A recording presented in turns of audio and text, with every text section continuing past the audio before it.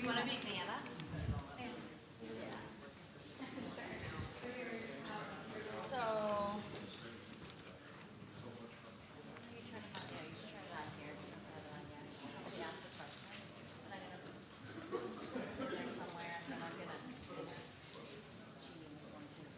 Or Cheryl.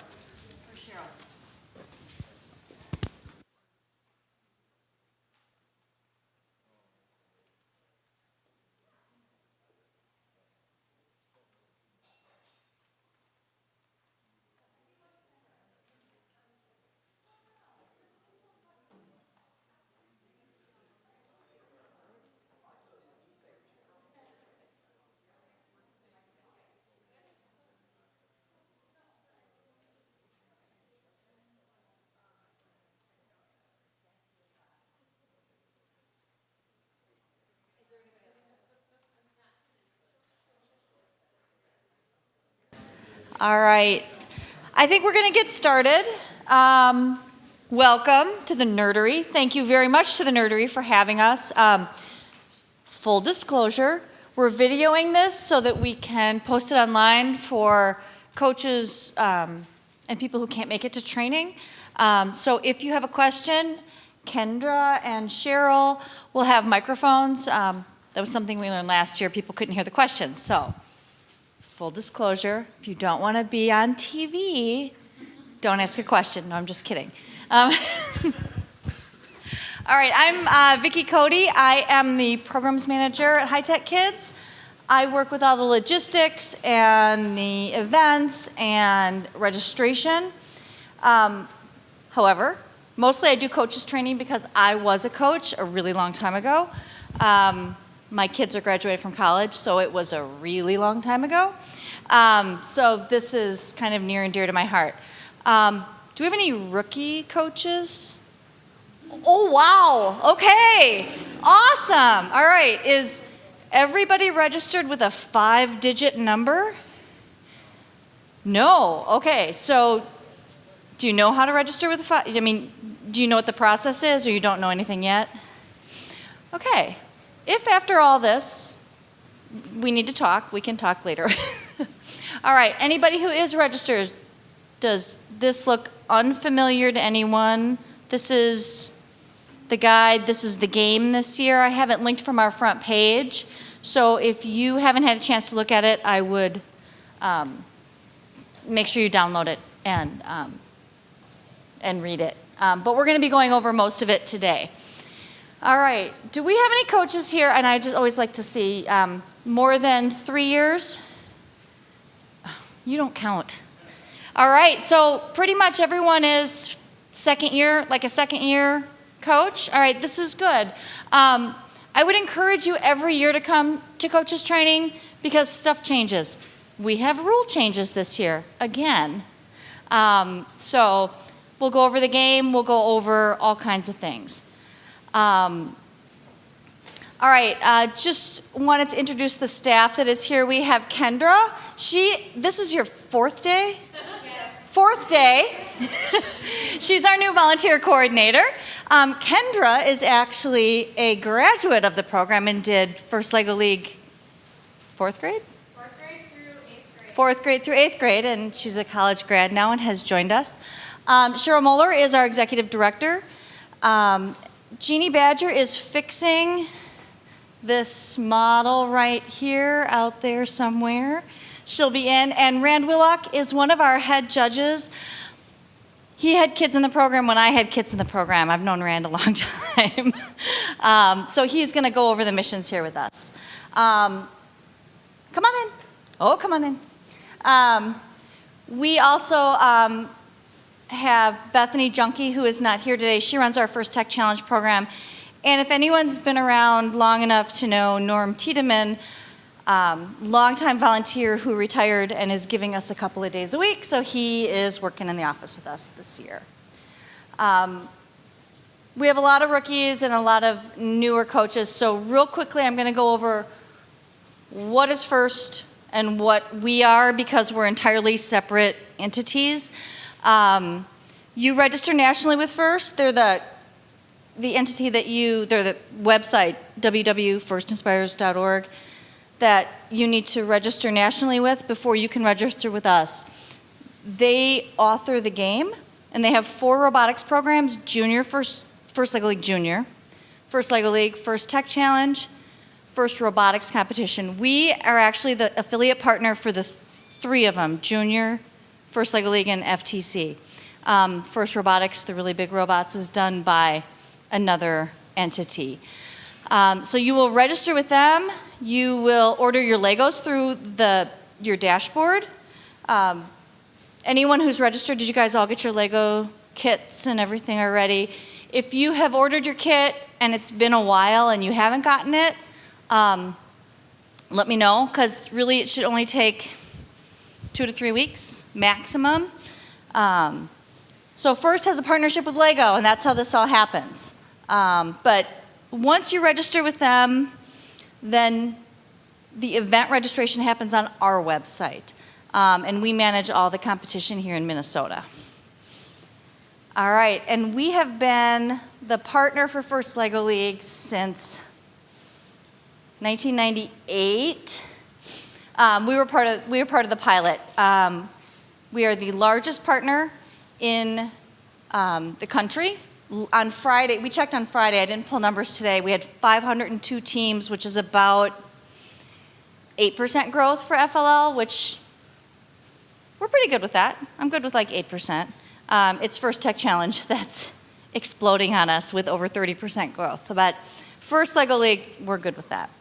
All right, really quick, First LEGO League basics. We're gonna pretend you already have your kids and everything. What you're gonna do with those kids, what First LEGO League is, it's a project. You're gonna do a project.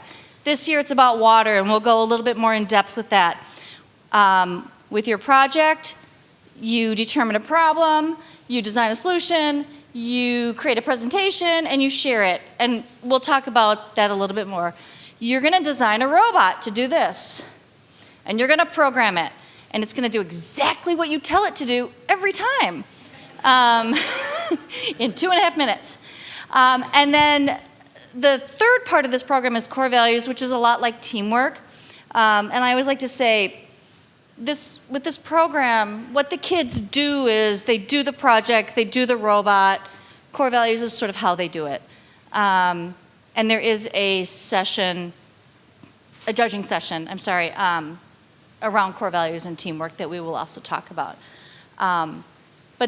And then there's obviously the robot game part. So when you come to the competition, you'll have 4 different things that you the 3 things you get judged on, and then the 4th thing is actually running your robot on the table. And feel free to interrupt me if you have questions. All right, so you have your 6 to 10 kids. I know it's like herding cats, so you need a strategy. I would start your season with a calendar, figure out when you're gonna, when your event is, work backwards. Kids procrastinate just like adults. I would look at if you've registered, First has probably sent you emails. They have a Schoology module that is like a lesson plan. That's not bad. It kind of helps you move right along. Make goals for your meetings and make them realistic, because kids are squirrely. And even though you think you're going to get these 5 things done, if you get 2 of them done, that's going to be a win for you. I would do some team building activities, because part of what they get judged on is how they work together as a team, especially if they're kids that don't know each other. I've been in judging sessions where the kids are all lined up and they don't know the name of the kid standing 2 kids over there. So it should be fun for them. This should be fun.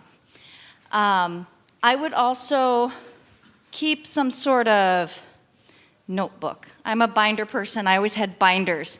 But even if it's a spiral binder or something, so the kids can document their journey. They're not going to remember what they did this month when they're in judging in December. They're not going to remember what their robot looked like or what their first idea for their project was. But the judges like to talk about that because that's part of your design process and your engineering process. All right, so we have some other training and resources coming up, and one thing I don't have up here, I forgot, this Saturday, there's one more EV3 programming training. It's in, where are we? Central Middle School in Eden Prairie. And that's on Saturday. But we will have research workshops over MEA that Thursday, Friday over MEA, and we haven't quite got them nailed down with the Department of Ed and Uponor. And Uponor is a company that manufactures pipes. And we need to figure out how many kids we can get in. So that registration will be online pretty soon. And this other thing is about these Schoology modules. I think first requires you to register again for those, but it's just I think it's an email. I think it's just an email. So, oops. All right, so our tournament schedule is pretty well set. These dates up here that say to be determined are Sundays that we haven't figured out if we're gonna open them yet because people aren't done registering yet. We have to see how many teams we're gonna have. But by and large, 2 weeks before Thanksgiving, those 2 weekends, and then the 2 weekends the first 2 weekends in December. I would look at these dates with probably your parents, really, and see what dates work for you and work for your kids to find out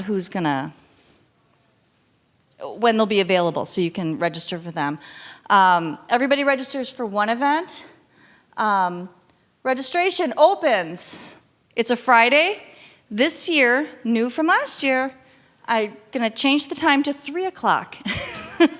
I had a lot of teachers that said they have kids in their classroom at noon, so I can't keep everybody happy, but I'm trying. So we're going to try registration at 3 o'clock. So if you're interested in this last Saturday in December, that's going to fill first. I guarantee you. So if that's the only date you can play, you need to be on your computer at 3 o'clock on this Friday. And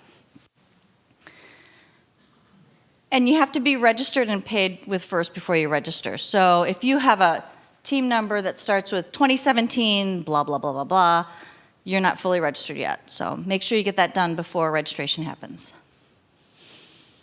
All right, so when you register on our website, first you'll go to where all the First LEGO League stuff lives in purple up there, and so one says team registration, and when you click on that, there'll be a blurb about registering with First, which hopefully you've already done, and then below that is registering with us, and there'll be a button, and then the registration will come up, and so then all you have to do is pick where you want to play, and see it says remaining seats 30, it counts down. So if you have 4 teams, for instance, that you're registering, make sure that there's at least 4 spaces here. If it says full, okay, one of the flaws in our system, it'll still let you choose this, but then it won't let you actually register for it. So if it says full, don't even worry about it. Then it's full. All of our events have 32 teams in them, so they'll count down from 32. Am I going too fast? Yes. I believe we were able to register for more than one event in one go-through. I didn't have to go through every time for every team. Is that correct? No. Okay. So the question was, so you're registering multiple teams? I will be registering multiple. Yeah. So the question was, can you put your stuff in once and pick all your teams? The system doesn't work that way. Another flaw in our system. So you would have to go in and put in your name.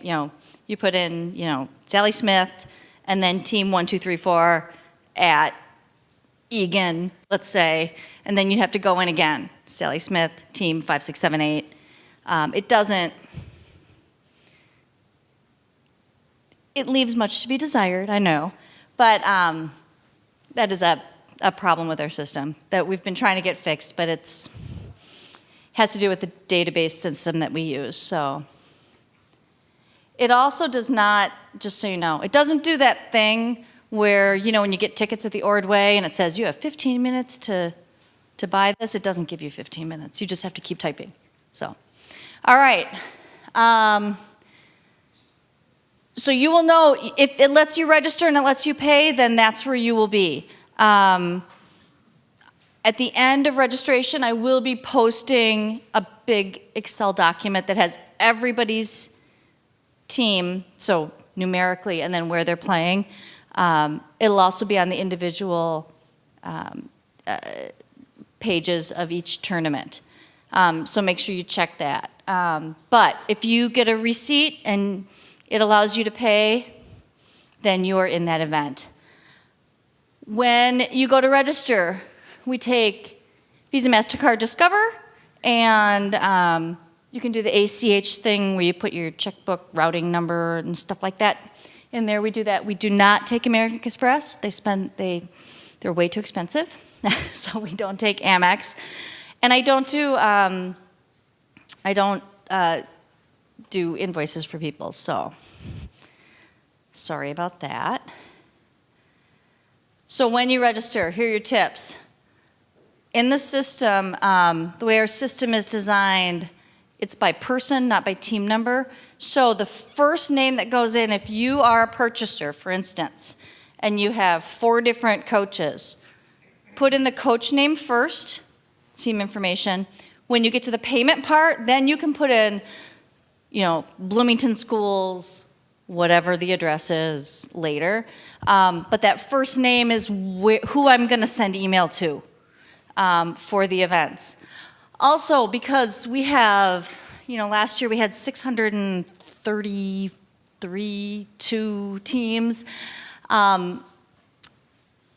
Put in your name, your team name. If your kids have picked a team name, put it in exactly how they want to see it. Exclamation points, upside down, question marks, whatever the kids want. Just so that when we generate all the paperwork and we generate your pit signs and anything that says your team's name, it's exactly how the kids want to see it. If you haven't picked a team name, it's okay. Either email it to Jeannie, and here's Jeannie, she's back. Oh, you fixed my machine. Either to Jeannie or myself before October 23rd, because we're going to generate all the paperwork, and with any luck, get all the schedules up online really early. That's our goal this year. If you make your system, your team name change in the first system, they won't send that to us. So just send it to us directly. Don't even worry about putting it in your dashboard, in your first dashboard. Questions? Good? We're good? Okay. All right, so your tournament's coming up. Everything's going along swimmingly. There's no stress. Your kids are great. Okay, you're gonna get some email from me. Please read that. It's gonna be specific to your event. You know, what in that school, what door to enter if it's not obvious, where to park. All of the venues will have concessions.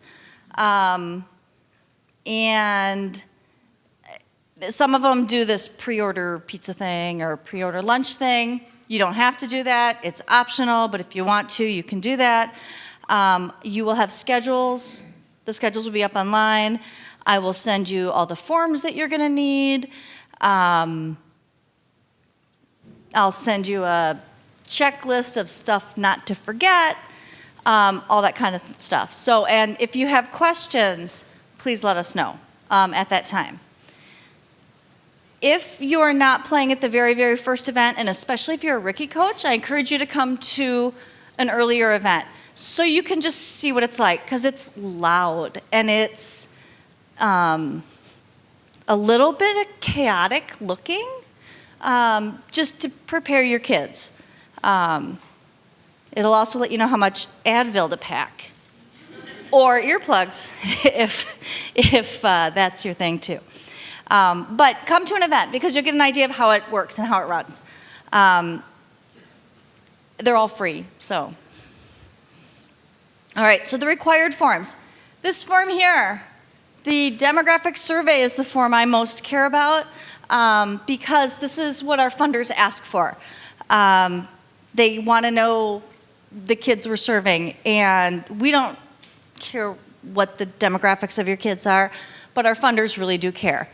New thing that I'm asking on the form this year, and this is something I'm interested in, is I'm asking if any of your kids did First Lego League Junior. We're trying to figure out if kids go from First Lego League Junior to First Lego League to First Tech Challenge, if they're staying with the program, because we're always trying to figure out how to improve. So now the other form that we're going to need is we're either going to need a printed out team roster from First, or we're going to need one of these paper copies, one for each child.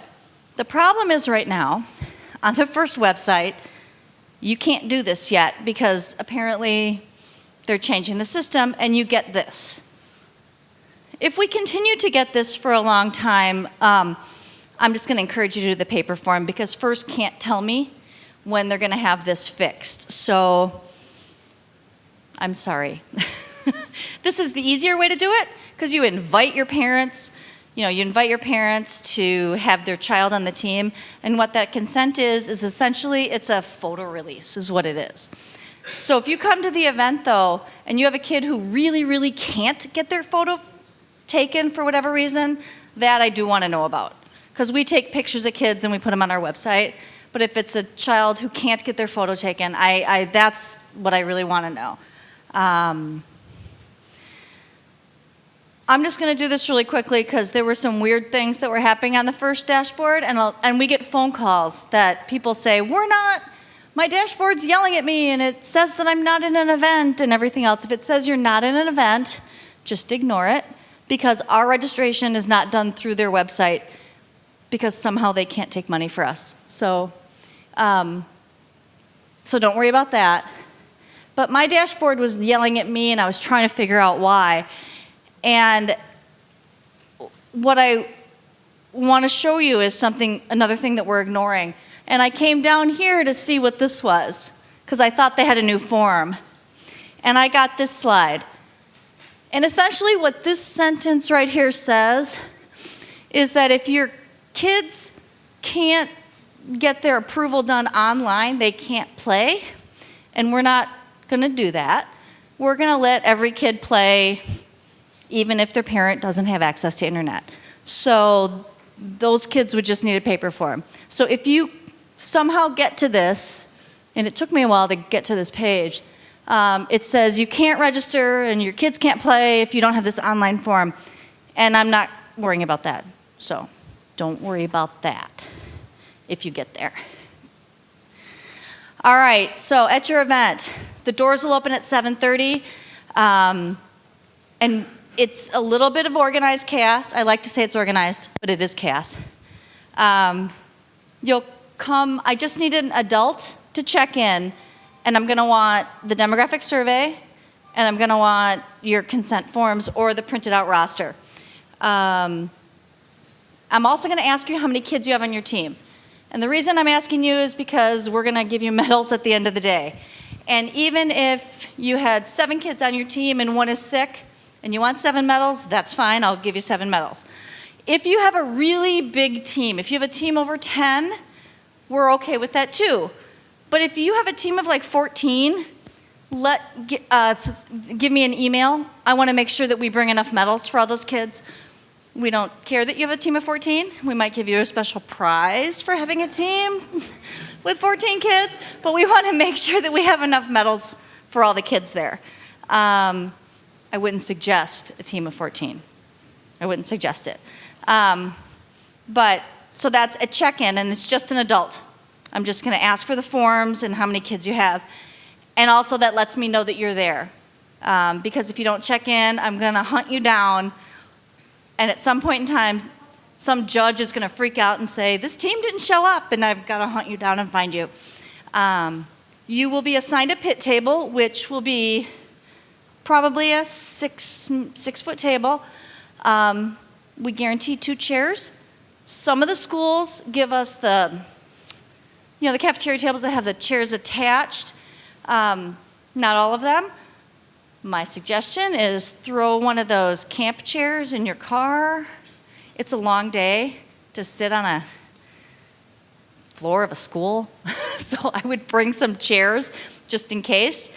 And then when you get there too, if you have other parents, I mean, just smart things. Find the bathrooms, find the food, figure out where your judging rooms are, find your pit area. Lego teams do not travel lightly. You know, that's why I like to use the concessions, because the last thing I ever wanted to do was haul food around along with Legos and kids. So you just find your area, and then we're going to have opening ceremonies at 8 o'clock. So if everybody could sort of be in and dump their stuff at their table. One thing that I will say is we don't necessarily always have security. So, like, I wouldn't leave your purse at the table. We don't have a huge issue with theft, but just be smart with your electronics and your valuables. Anybody? Okay. All right, so in Minnesota, if you were to look at the first manual, they would say an event is 12 teams. And we have over 600 teams. And if we only had a 12-team event, we would be having an event right now, like right here. So we do 32 teams. And so essentially it's 16 teams under one roof. It's like 2 events under one roof. So what we do is we break them out, and instead of doing the A group and the B group, or the 1 group and the 2 group, because kids associate A with better than B and better than 2, we will do lakes and woods. And if we have to add another judging group, we add prairie. It's very Minnesotan. I wanted mosquitoes and moose, and I got overruled. But anyway, so we always have lakes and woods. And so if you are in the lakes group, you're only competing against the teams in the lakes group. The woods people are just over here having their own party. So we will do 2 sets of awards for everything. And if it's 3, then it's 3 sets of awards. So you're not competing against all 32 of those teams. It's only 16 teams. And that's why, so it's separate judges, everything. Any questions about that? The state championship is different. It's a whole different animal. But for regionals and sectionals, this is how it's structured. Yes? So if you have multiple teams from like a school district or something to that effect that are going to the same event, would they, do you have any control over whether? Oh. Yes. If you have multiple teams from a school district that are going to be attending the same event, do you have any control over whether or not they would be pitted against each other or be in separate groups? So usually so we have a computer program. You guys sign up. We stick you in this computer program, and it spits something out. If you have multiple teams, generally we'll look at that and say, oh, all the teams from ABC school are in the same group, and we might split them out half and half, because I don't necessarily think it's fun for kids from the same school to compete against each other. So we try to do that as much as possible, and it depends on the event. If the event you happen to pick happens to be a lot of schools, we may or may not be able to do that. But yes, we try to do that. We try to, as much as possible. Any other questions? Okay, especially for rookies, this is what your schedule is going to look like. And what I want to point out is it's not necessarily in time order. So this Excel spreadsheet, it's by judging and what you're doing. So what are they called? The Lunar Eagles, the first thing they do is at 9:37, performance. Performance means they're running their robot in the gym. And where it says blue 1, in the performance room, you'll have 2 of these tables. They'll be back to back. They'll be skirted blue, and then the other one will be skirted red. And they'll be marked, and somebody will tell you where to go. But that's the gym. So they're going to go run their robot, and then they're going to go to core values. So this is a judging session. So probably they're going to run their robot, and it's going to be awesome. Then they go back to their pit area and dump their robot and scurry over to core values judging. And so they're going to bop around, and then they go and run the robot again, and then they go into some more judging. In there, there's a natural break for lunch. And then there'll be a little bit of downtime at the end. But I just wanted you to be aware that it's not chronological this way. This is the schedule that will be up, hopefully, well, not for the very first event a month ahead of time, but we're going to try a month ahead of time for these. Your parents you can print this out. Your parents can follow the kids, aunts, uncles, whoever. Everybody can come. I do want to point out the coaches meeting. So the doors open. We'll have opening ceremonies at 8 o'clock, and then we have a coaches meeting. That is going to be with the head judge and the head referee in the gym, and they're going to go over any questions you have about the game, if there were updates during that week that you're not familiar with, any other questions that you might have on how the day's going to go. And I encourage you to go to that coaches meeting. And then we're just going to go through the day. I'm going to talk about head-to-head later on, but then with any luck, we're done at 5:30. We were really good last year. It was happening.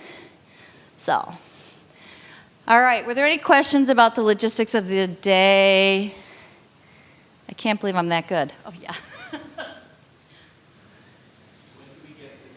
Schedule? Well, my goal is a month before. Okay.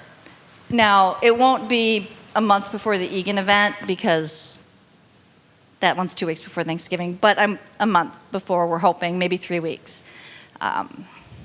Usually, our very first event, we're going to try out our schedule, make sure it works before we spit everybody's schedule out. So, yes. I'm a new coach, and I like your idea of showing up at an event ahead of time. Yeah. Any particular piece of the day that's more or less valuable to show up for if we're just spectating? So when you show up, you can go into judging, everything except for core values. So you can go into judging just to see what that's like. Your kids can go in as long as you're not talking, stuff like that. You can go in and watch the judging. So the robots will be running. They start around 9:30, and then there's a fairly sizable break for lunch. So depending on what you want to see, and then there's because judging is still happening, so you wouldn't have to get there right away in the morning, but I would get there to see a little judging so you can see what that looks like, and then I always liked to be there in the afternoon for head-to-head because it's a wild and crazy ride in the gym, and it's very loud. And you get to see all the robots, and that's the part. And you can walk around the pits. A lot of our seasoned coaches really like to talk to people. They'll help you out, and you could ask questions. I've seen that happen, so. All right, HydroDynamics. This year it's water. All right, I'm going to talk briefly about core values.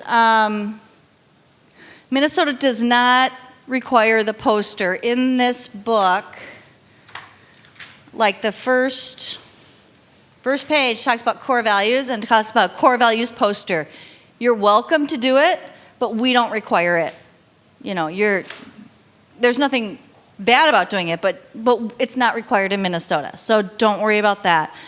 So what's going to happen is the kids are going to have, they're going to do a little activity that's designed to show how they work as a team. It changes every week. It's a secret because we do the same thing all day long. So if you're the first team, you don't want to tell this last team what the little challenge is because, well, I'll just probably give them an edge. So we ask that only one adult, and it doesn't have to be you as a coach, it can be a parent, somebody. Send somebody in with the kids, and they can sit through that session. So, and the kids are supposed to keep it a secret. I don't know if they really do, but they're supposed to. Any questions about core values? People seem to think it's secret. Yeah. We made a core values poster one year just for learning, and Yeah. it's taken away upon entry to the room. Is that normal? No. I'll want to know where you were. No, it shouldn't have been. That should have just been your poster. Okay. Okay. Well, we haven't had our volunteer training yet, so I guess we'll go over that. No, no, it shouldn't have. So I'm sorry, but good to know. Actually, I would say if you bring anything for your project, you take it home with you. We don't need to throw out anybody's. Sometimes coaches leave things behind for us to clean up, but that would be me. And after 12 hours, I don't really want to clean up your Doritos or your project or those things. So everything you bring back with you. We want to be back in the same schools the next year. All right, so for the project, I would suggest, okay, it's within this document that I have linked from our front page called the challenge. So it's about the second section, the project. So first has a lot of blurbs in here, a lot of little stories, and you can have your kids read that or not. I think it would be good for them to read it or for you to read it to them or something like that. But the core of the project always, I mean, while the theme might change every year, last year was animals, we've done natural disasters, we've done medical devices, we've done all kinds of things, but it's always identify a problem, design an innovative solution, share it, create a presentation.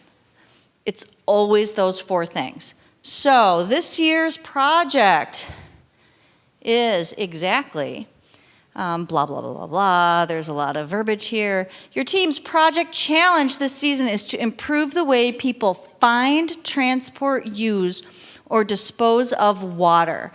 Those four things: find, transport, use, or dispose. And it has to be part of the human water cycle. So one of the updates that's out refers to the hurricanes and the flooding that has been happening in Texas and Florida, and that's not a human water cycle unless you can somehow tie it into the human water cycle, how it might affect the human water cycle. So the hurricanes, that was nature's fury a couple years ago. It's not what this is. So it's not floodwaters, but it's, well, we took it apart. Like the toilet, right? It's this kind of water, the water that you're actually using. So we had a discussion about this at our training this weekend. So when you're thinking about it, they do have the next section on identify a problem. Consider with your kids, it says, where does the water come from? Do I get it from a lake, a river, or a water well? And then how do they clean it so they can use it? Or if you're disposing of water, how do they clean it? Or so you're not putting sludge back into the, into the lake, that kind of a thing.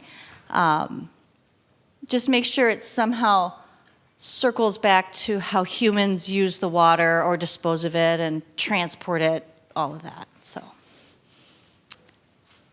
questions? No? Yeah. Do we create like a poster for this? So what you would do after you decide on a problem, so say it's toilet water, and I'm not going to come up with a good solution off the top of my head, but you're going to your kids are going to come up with something brilliant, right? And they're going to create a solution. So when you're creating your solution, it needs to be, so part of it is being creative. You can take something that is already in use and change it up, or you can invent something new. And when I say you, I mean your kids. Your kids can invent something new. Be sure that it's somehow within the realm of possibility and it's not aliens came down and got rid of all the toilet water. But it doesn't have to be robotic, but it can be something creative. Last year it was animals, and I guess my best example was switching out a harness on a seeing eye dog so it was more comfortable for the dog. That was a creative solution to a problem because apparently they're uncomfortable for dogs. So once you come up with your problem, then you come up with a solution, and then you create a presentation. So during your project judging, the kids are going to do a little dog and pony show. And it can be a skit, it can be a song, it can be, they can just talk too with a trifold board. I suggest a trifold board anyway, no matter what you're doing. Kids get nervous. They're in front of scary adults. They forget stuff that you just talked about 10 minutes ago.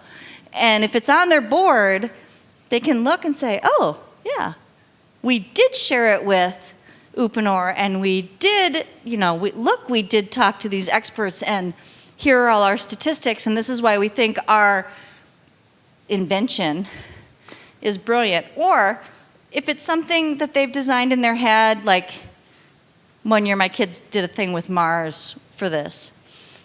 They built a tent on Mars.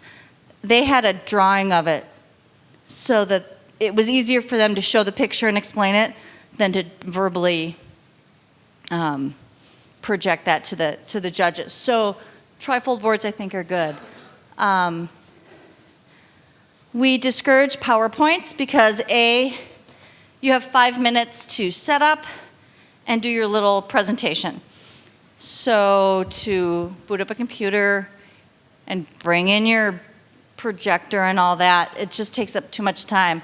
Also, the judges want to see that all the kids are participating somehow. If you have that real shy kid, give him the one-liner. Just give him the one thing to say, or give him an action or something to do. Also, we've had problems. People have done like some things with Facebook, or not Facebook, with YouTube or something like that, and then all of a sudden they get into the school and they can't get on YouTube because schools block that. So if you have anything visual that you want to show, make sure it's downloaded on your computer or somehow so that you don't have to go to the cloud and get it. Because a lot of schools block a lot of stuff. So when you're looking at the solution, do the kids have to implement it? Like, for example, the example on the dog. I mean, did they design and made a prototype and gave it to or how? They can, but they don't have to. So like I said, my kids did a thing with Mars. Clearly, we didn't implement that. If it's something simple, like they can make a prototype out of something, then they could. Some teams do that. Some teams have things that they're able to make. There have been teams that have gone as far as talked to attorneys about patents, but that's not the norm. They do want to, so this year the project rubric is changing, and I have put that up on our website. They want to add a little bit more about the design cycle in your thought process, the engineering design cycle. So not necessarily an implementation, but because they're kids. I mean, they're like fourth graders, so as far as they can take it. So that's why I'm saying if they draw out what their idea is, if it's something that's a little bit out there, it'll be easier for the judges to understand. Because the other piece that you talk about is sharing, like, again, they're fourth graders. So now the sharing thing, I was getting there, this is the thing that most people miss, and it's on the rubric. It's a whole line on the rubric. And your sharing can be anything from like at school or with your parents to a stakeholder. So if you, so take the dog, for example, or no, take the toilet. Say we go to Kohler, pretend we lived in Wisconsin. We went to Kohler and we presented what our new toilet was.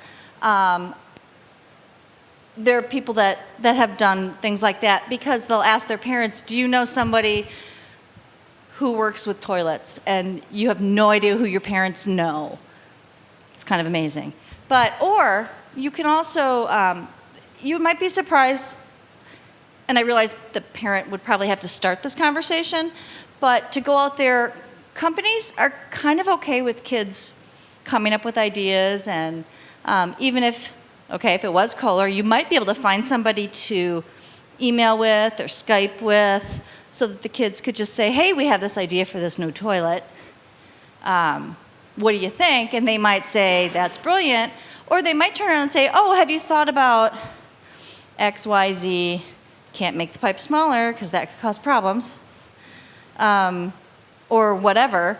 But that's a learning process for the kids. And they are sharing it with somebody. And they could, even if the sharing is, you should think about this because this is where your idea might have holes. That's what our sharing was one year. It was like our idea had so many holes, it was silly. But the kids learned from that, so. Anybody else? Yeah. All right. As far as sharing your project and things, one model that has proven to work fairly well is early in the season, the team decides, oh, we're really interested in like the local waterworks. And you put together some sort of tour where they could visit. Or maybe it's a farm that uses water or something like that. And somewhere along the lines in this tour, they're going to hear about some problems. Boy, it'd be cool if this worked better. Or we really have problems with this clogging up, things like that. Then your team would go back and sort of brainstorm. Okay, what did we hear? Anybody got some ideas? And, they had a problem with, baby wipes getting caught in the pipes or something. And you would brainstorm some kind of idea.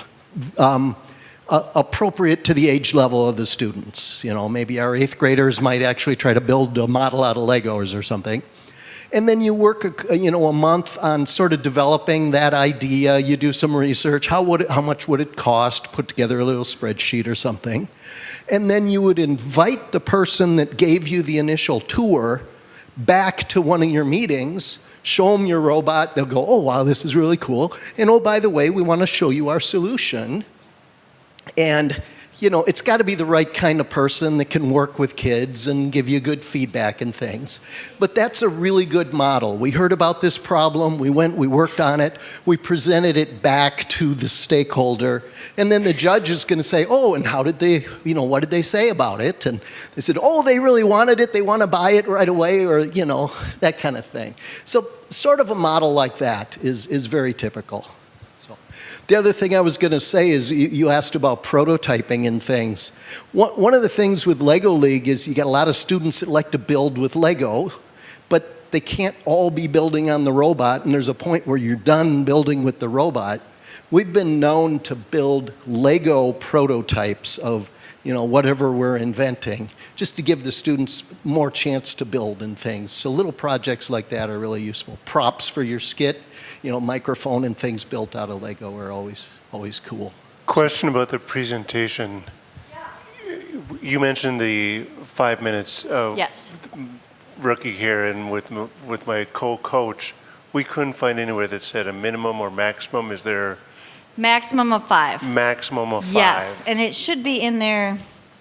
I'm not going to be able to find it right away. Found but somewhere yeah. that said 5 minutes, but 5 didn't see whether that minutes. was minimum or maximum or what. So. No, there's no minimum. There's no minimum. But, well, you have to introduce yourself, state your problem, all that stuff. But No more than 5. No more than 5. And part of that is all of these judging sessions are 15 minutes. So you want to make sure that in each one of these judging sessions, the kids are going to have a Q&A. So you're going to give your presentation, and then the judges are going to ask the kids a whole bunch of questions. And they want to make sure that they can get all the stuff out of the kids. And that's another thing about, especially about the project. Our project judges ask a lot of questions. And some people think they ask too many questions, but sometimes they just keep asking questions because they're trying to figure out how far the kids have gone in their research. Because kids often will just be like, yes, no, whatever, how you have to ask kids questions, you have to keep asking them questions. And so that's sort of what we ask them to do is if they want to see how deep the research is and if they're really trying to figure out what the kids really learned from this, they ask a lot of questions. So they really try to leave 7 to 10 minutes to ask whatever it is that they want to ask. So, and that 5 minutes includes setup. So my tip is send the kids in first, and then your big contingent of parents toddling behind them, because usually they don't close the door and start the little timer until everybody's in. So. All right, so robot design and programming. You are going to build a robot to do stuff, and you're going to program that robot. So a couple of things, questions we've gotten asked from rookie coaches. Yes, the robot does all the missions. The robot is not remote controlled with a phone or Xbox controller or whatever. You program it to go out, take a right, do a jig, and come back. And in theory, that's what it's going to do. So it's all autonomous. So in robot and design judging, you bring your robot, you bring your laptop, and what we ask is, you'll sort of probably be in a hallway, because it's all classrooms. If you can, and it's okay if the kids don't have to be carrying the laptop, because I realize that's an expensive thing to drop. I never let my kids carry my laptop, because way back then, laptops were a really big deal. Dial-up was a really big deal. So nobody touched my laptop. But the EV3 software takes a while to boot up, so it would be really great if it was already booted up, because I think it takes a minute or two to really get going. So what you'll do is you'll go in, and the judges will tell you where to put the laptop. The kids will start at a table just like this, a single table, and the judges will probably say, show me what your robot can do. And the kids may not be able to get through all their missions, so my suggestion is to have your kids show what they're most proud of first, right away, so you get that done right away. And they'll say, oh, we go out and we go do, and we do all this stuff, and if it doesn't work the first time, that's okay. The judge will say, well, why don't you try that again? They just kind of want to get an idea of what your robot does. And then about halfway through, they are going to ask you to sort of your kids to like self-select who is going to go talk to the programming judge. So maybe you want your programmers, the kids who know the most about programming, to go sit down with the programming judge and go over, and the programming judge is going to say something like, show me your favorite, program, because they don't have time to see all of them. Make sure your kids know which program they want to show them. Big thing, comment. Our judges, a lot of our judges are programmers. They love commented code. They love commented code. And it'll make your job easier too as a coach. As you're going through, you put the little comments in, you know exactly what it is. The kids will know exactly what it is. But they're just going to talk about where they used my blocks, where they used sensors, that kind of a thing. So make sure that, and that's part of what's on the programming rubric too. Sensors, my blocks, code, or commented code rather, all that type of thing. Okay, so we're going to talk a little bit the robot game before we go here. There are some rule changes again this year. This is my very favorite picture because something's going wrong. And every single one of your teams is going to have this picture taken of them at some point in time this season. My favorite is this little kid, and I don't know if you can see him, but he's like looking out like this. He's doing one of these. So the robot game is the exciting part. Okay, in this document again, towards the back, let's see if I can find it. And Rand's going to go over these all, but are the robot game rules, and they were a handout that I gave you guys out there. Know the rules. It's the saddest thing ever when the kids think they know the rules and they come to the event and they've been practicing and either they misunderstood a rule or they're practicing with one of these things, and I think most likely this year it's going to be the rain cloud, turned the wrong way. So make sure that you've set everything up correctly. It's turned the right way. You're practicing with the right stuff. You know the rules.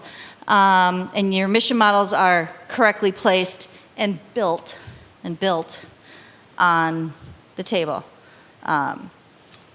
Check the game updates. I have the game updates linked to the front page of our website. They're also on the first website. There's also the TAN handout has a whole bunch of links on it. Depending on how many game updates there are, usually there's a lot. Last year there wasn't. We're hoping there's more this year.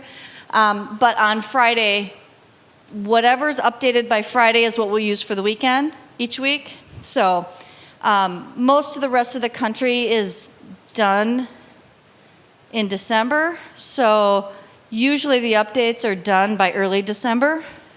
So we'll see what happens. All right, I touched a little bit about head-to-head. So at the end of the day, so you're going to get judged in project and core values and robot programming and design. And then you have 3 runs at the table, so you get 3 tries.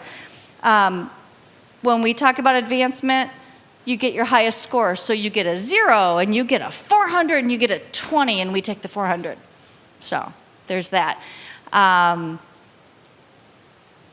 But what happens at the end of the day, so after our judges have judged and your first 3 rounds are done, it takes us about another hour and a half to just sift through everything. The judges are going to write comments on the rubrics for you guys so that hopefully that the kids can improve. Meanwhile, so that we don't have kids running around like crazy people in schools, we do a thing called head-to-head, and it's actually pretty fun. It's like the NCAA brackets. So we bracket you with 16 teams in your group, and so the tables are back-to-back. Now is the only time that you're playing against that team right there. Whoever gets the highest score moves on to the next round. It's just single elimination, and we whittle down until we have a first and second place winner for each division. It's very exciting. It's kind of my favorite time of the day. And you'll be able to see all the robots. You just go into the gym, and it just sort of moves. Everybody plays, so everybody gets another time to run the robot, at least one more time. We have trophies for it. Even though this is when you'll get your highest score, interestingly enough. It's not going to be the scores that count. It's going to be here. Sort of how it always works. Do you have a question? Yeah. Before you talked about game updates. Yes. The Friday before the event, like what could be changing? I don't. You know what? We'll talk about that when we go over the map. It's usually a clarification. Any big game updates, hopefully, are going to happen earlier than that. Usually, it's a clarification of in or out, or how something is delivered, or how a point is scored. We always hope that first clears stuff up in like October, but sometimes they're slower than that. So, but that's why they have the updates. And there weren't very many updates last year, which was a little bit problematic because there were a lot of questions. But so hopefully they'll be answering all those questions a little bit earlier this year. So, actually, right now, the more updates that are out right now are about the project, mostly because of the flooding, and it has to do with the floodwaters and stuff like that. But I think there's 1 robot game update, and there's 4 project updates maybe, and they're a little bit negligible. I mean, some of them are common sense, but they're just clarifying if people have questions about the rules. You just do need to read the updates. But Rand is going to go over those. All right. So here are my tips. When you build your robot and you're figuring out your strategy, just know that even though as we go through the missions tonight, they're numbered, mission 1, 2, 3, 4. You don't have to do them in that order. You don't have to do them all, okay? You get 2.5 minutes, you get your best score out of 3. I would have a carrying container. I have seen children running down hallways, very excited, and they trip, and what happens when you drop a Lego robot? It's not pretty. So I would have a container. My team had like a toolbox that was decked out with padding. Some teams have little carts. Just don't run with your robot. I would practice it at home, set a timer, count it down, 3, 2, 1, Lego. And when the kid says, wait, I gotta start again, my wheel fell off, I said, nope, just keep going. What would happen if your wheel fell off? Because it happens. What would happen? So just keep going so they can practice that. When we practice ours, I would crank the music in our house because it's loud in there. Because you're yelling at them, push the whatever, and they can't hear you. They can't hear you. So they need to practice that part.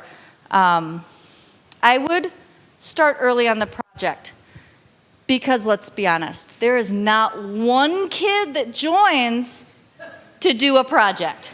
Nobody joins this program to do a project. I want to do a research project. Yeah, that's not why they join. They want to do this. So it's start early on the project. And start nailing down and whittling down your ideas for the project, because that's the part that is going to keep you up at night. And I really want to talk about realistic expectations. We have last year, 630 teams. It's a lot of teams. We can only have so many teams at our state championship because we can only get through so many teams in a day. And I just, it's a fun program. The fun program is for kids. And if you guys have realistic expectations, the kids will too. Minnesota's competitive. That's all I can say. I mean, it just is because we have so many teams. Make realistic goals and celebrate them with your kids. Oh, hey, we got our robot to go out and push I don't even know what this thing is. Push the thing onto the black thing. Just celebrate the little stuff. Okay, we got a robot to move forward. That could be a celebration. Also, something we've noticed, really want to make sure that the kids are doing the work because it's super funny and judging. They'll ask a question. Oh, who came up with that idea? And a 4th grader is brutally honest. My coach did. Okay. Who built your robot? My coach did. It's like, okay. What did you do? I don't know. But kids are pretty honest. So we really want to push that kids do the work. They're going to learn a lot in this program. Everybody here today, except for our executive director, Cheryl, has a tie-in to First Lego League. Either we're coaches, we were volunteer. Okay, we were all coaches, we were all volunteers, we all had kids in the program, and Kendra actually did the program. So it does good things. So also, and what I said before about keeping a notebook or a journal, I think that's a great idea. Bring it to judging, show the judges. They want to see your robot went from this to this to this to this to this, or your project did. And most importantly, don't overthink it, because you can overthink this program in like 10 different ways. So, I had a quick question. So we talked about repeatability and yes. best out of 3. So for the 3 attempts, do you tend to do the same challenges all 3 times, or do you actually write code to do a variety and start with different ones? So you can do whatever you want. So what I have seen at events, your robot's going to do, say your robot does 4 missions. The kids come to the event and they're in the pit area and they see a team practicing and they're like, wow, if I just build a new attachment, my robot can already go that distance, maybe I can add that, okay? Or they can add another program by just adding a couple more rotations onto something. Generally, what people do is they're going to have a strategy, and they're probably going to run the same thing by and large the same time. And repeatability, so 3 really awesome missions that work 80% of the time are way better than 8 missions that only work 30% of the time, because then you go to the event and you cut that percentage in half, because something happens when you walk into a school on tournament day. I'm not sure what it is, but all the robots, they don't quite do what they did in your basement the night before. Kids get nervous, they're jittery, stuff happens. And remember, it's plastic and it's a toy. It's not the Mars rover. It's stuff happens. Stuff happens to Legos. So, but you can add programs all day long if you want to. If you want to. I wouldn't necessarily suggest too many of that, but yes. Are each of the 4 areas scored the same? You mean percentage-wise leading into, so core values, project, and the technical judging with the robot. And then we take your best score. It's not quite 25% each, because your score here is then normalized into, it's a big mathematical equation. So there is it's roughly a quarter. It's a little bit more on the judging. And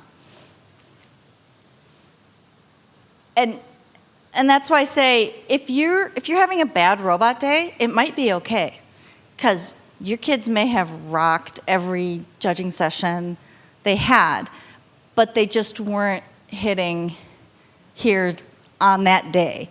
So don't go home. So. Were there any more questions about the judging?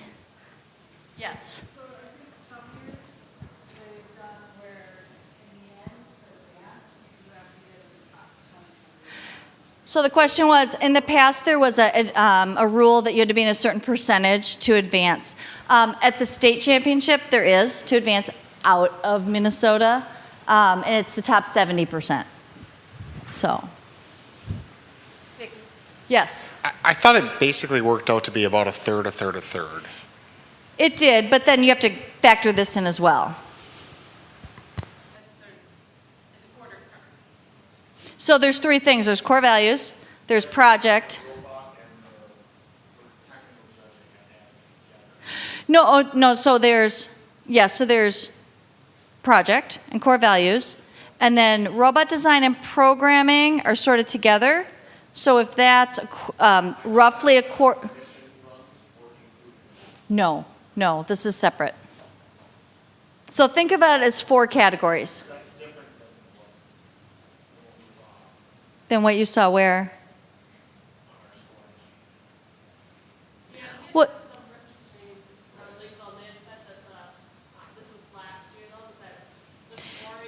So first has changed it a couple of times on us.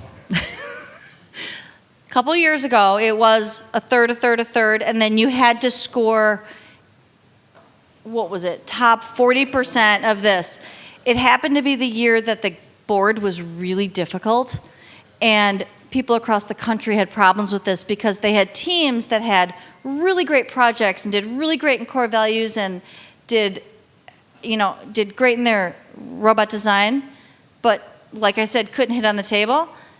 And they weren't getting advanced. And that just didn't seem right, because you knew that they were going to eventually fix this. They had all the other core pieces. So that was a national thing that ended up getting changed. So, but it was like that. So. All right, my shameless volunteer plug, and I do this every year. Like I said, all of us that were here were volunteers first. And if you're a seasoned coach, I really highly encourage you to volunteer. Last year, we, High Tech Kids, had to fill 900 trained roles, and that's judges, referees, scorekeepers, and we have 300 volunteers. So, if you're at all interested, talk to Kendra here or myself or any of us. We have volunteer training coming up. It's actually a really fun way to spend a cold Sunday or Saturday. You don't have to do dishes, and you come home and your husband has dinner ready for you. It's awesome, and you hope that he didn't touch the laundry. But, and he's walked the dog and everything. So, if you're at all interested, please talk to us. We'd love to have you in our High Tech Kids family. I volunteered for years. I met people that I would never meet in my regular life. So it was a great thing. So before we get to here, thank you very much for coaching. This is a great program. It's did a lot for my kids, and I hope it's going to do something for your kids. So. All right. Any questions before we do this? Really? I covered everything? All right. All right. I want to give it over to Rand. And Rand is going to talk now. So, 19 years ago, a friend at work said, Rand, I want you to come and judge this robot tournament. And so I stopped in, and I walked into this gymnasium full of kids screaming. It was as loud as any basketball game I've ever been at, yet they were all yelling for their robots to perform as per they programmed them. And as an engineer and a nerd, I was just in heaven, and I ran home and I went to my school district and I said, we must do this. And now I believe I have taught over 1,000 students their first programming using this program. It's a wonderful way to get into STEM and learn how to program. So what I'm going to do is go over the robot game. Yeah, I think, we can't see it. Oh, okay. Would you rather us come here, or would you rather us come like that? That's a good shot right there. You see that? Okay. Oh, all right. Yeah, we debated this last year and we went back and forth. Either way, you'll be able to come up kind of at the end, and I won't leave until your questions are answered. This is a really touchy We're going to fix that.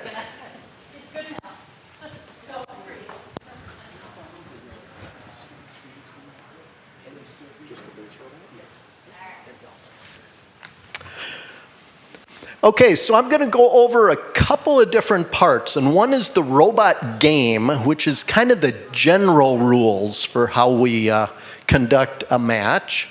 And then I'll talk about the specific missions, and we'll go over the missions, each one, and we'll talk about the points and some craziness to them. All of these are in this document that you should download, the Coach's Handbook. And there are a couple of different sections, and believe it or not, they at times could be a little bit contradictory. You might read a mission that contradicts a rule. So, well, what do you believe? Well, here's the order that I want you to do things. I want you to read the general robot game rules, which is what I'll go over first. And then read the missions, and the missions describe how you do things and how many points you get. And if at any time a mission contradicts a rule, believe the mission. And then we talked about the updates, and the updates are online on the web page, and they're updated every once in a while, typically by Friday. And those are often clarifications of the rules, and you believe those over the rules and the missions. And then the morning of the tournament, we'll have a coaches meeting and maybe some last minute clarifications there, or just how we're going to judge things at that tournament. So that's kind of the order you believe things. As you're reading through the missions, One thing to always keep in mind is that if a detail isn't mentioned in the mission, and they're very specific about words like touching or in, if it's not specifically stated as required for the points, then it doesn't matter. The rules specifically and the missions specifically are designed to try to get the students to think a little bit outside the box. They typically tell you the end condition, but how you get it there, we want to see some creativity. And the typical thing I like to talk about is, for example, one of the missions talks about the fire truck coming and hitting the yellow lever. Can the fire truck be upside down when it hits the yellow lever? Sure. There's nothing in the mission that says the fire truck must be right side up touching the mat. It just says that the fire truck must contact the lever. And so don't read anything more into the missions than is specifically stated in the wording. The other one I want to talk about is benefit of the doubt. There are a lot of missions here where something has to be within an area, within a circle. And is it in or not? And our judges, or our referees are going to have to make a pretty quick call. And the way I look at benefit of the doubt is if the referee has to climb up on the table and look straight down and decide whether it's in or not, it's in. We want to give the points to the students. And so that's kind of how we're going to go with benefit of the doubt. Now, don't count on that as a strategy, but, we're not going to be super picky on some of those things. Let me talk about what a match feels like. So a match is you're going to come to the table and your robot has 2.5 minutes to accomplish as many of these missions as you can. And I want a pointer for you rookie coaches. We're not going to have any teams that do all of these missions. There might be one team in Boston and they'll put a YouTube video up how their robot can do all the missions, but that is incredibly rare. So what you need to do is kind of prioritize and look at the missions, look at the points. One of the things I like to do with my team is do a graph. Do a one axis how many points a mission is worth, and another axis how difficult the mission is.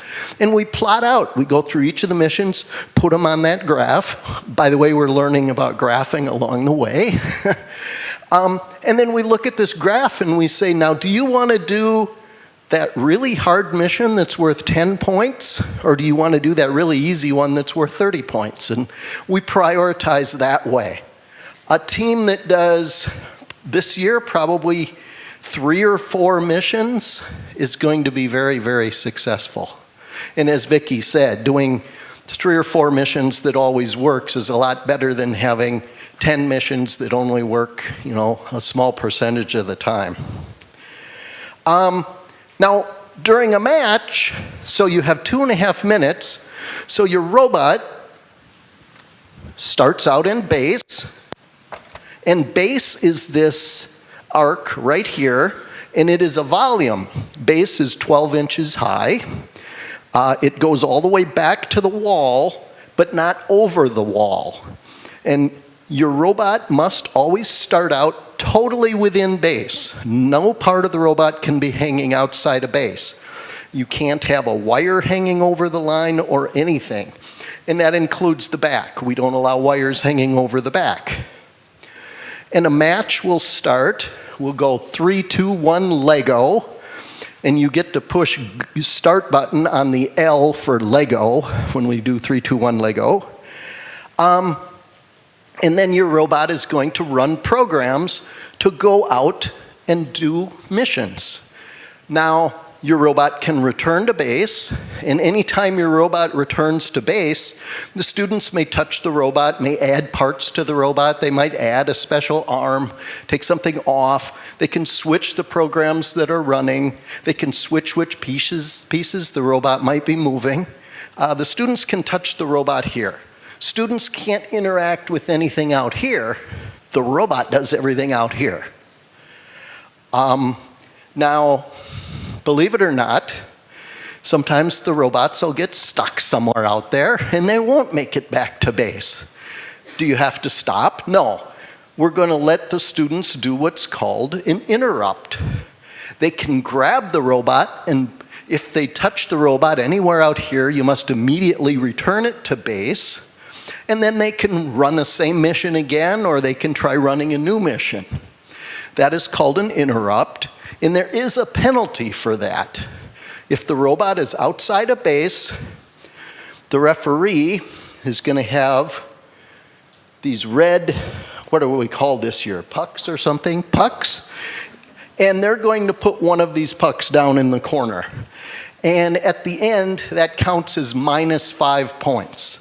So there's a negative points if you have to interrupt the robot when it's out doing its missions. I'll talk a little bit more about interrupts in a moment, but I just want to give you in general a feel for what a match is like. Now you will have 3 matches at a tournament, and your score is the best of those 3 matches. So if the robot just absolutely crashes and burns on one of them, you can settle the students down and you can say, hey, we got another shot, to get a better score. And somebody had asked about whether you run the same missions every match. You don't have to. Teams typically do because ahead of time they practice, running in a certain order and switching attachments on and off in a certain order. But you might also have a strategy along the lines of, maybe the first match, we just want to get some solid points on the board. So we're going to run our low-risk missions and sort of get we know we can get 150 points every time. Well, if something didn't go well, maybe the second match we'll do that again. If we did get our 150 points, then maybe as a team we'll discuss it and say, we've got this risky mission that can get us 250 points. Let's give it a shot. The worst we can do is 150. We've already got that on the board. So you might do some thinking along those lines with your team. A big one.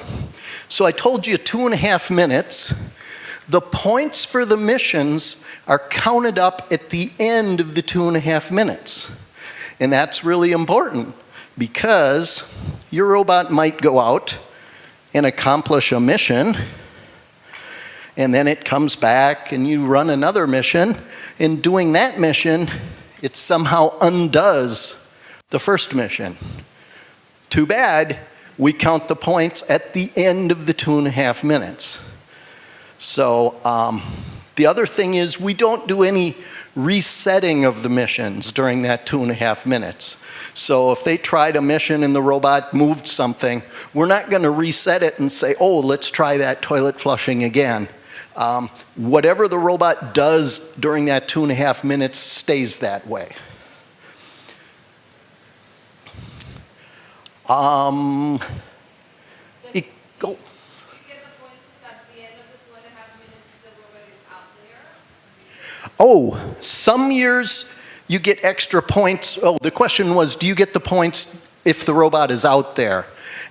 This year, it does not matter where the robot ends up at all. There have been other years where there's a mission that you get extra points if the robot's parked somewhere at the end. But no, it does not matter where the robot ends up at all.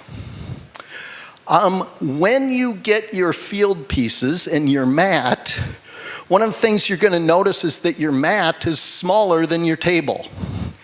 And the way you position your mat is, there's a little compass that tells us north, south, east, and west. Position your mat flush against the south wall, so no gap along this wall, and then equally centered. So there might be a little gap around either edge. And that's how all of our mats will be positioned at the tournament. Okay, I'm going to jump ahead and talk about, so I talked about launching your robot. The robot must be totally within base. I do want to mention you may only use Lego pieces, Lego bricks and things to build your robot. Now that has to be made by Lego, so we don't allow like Mega Blocks and things.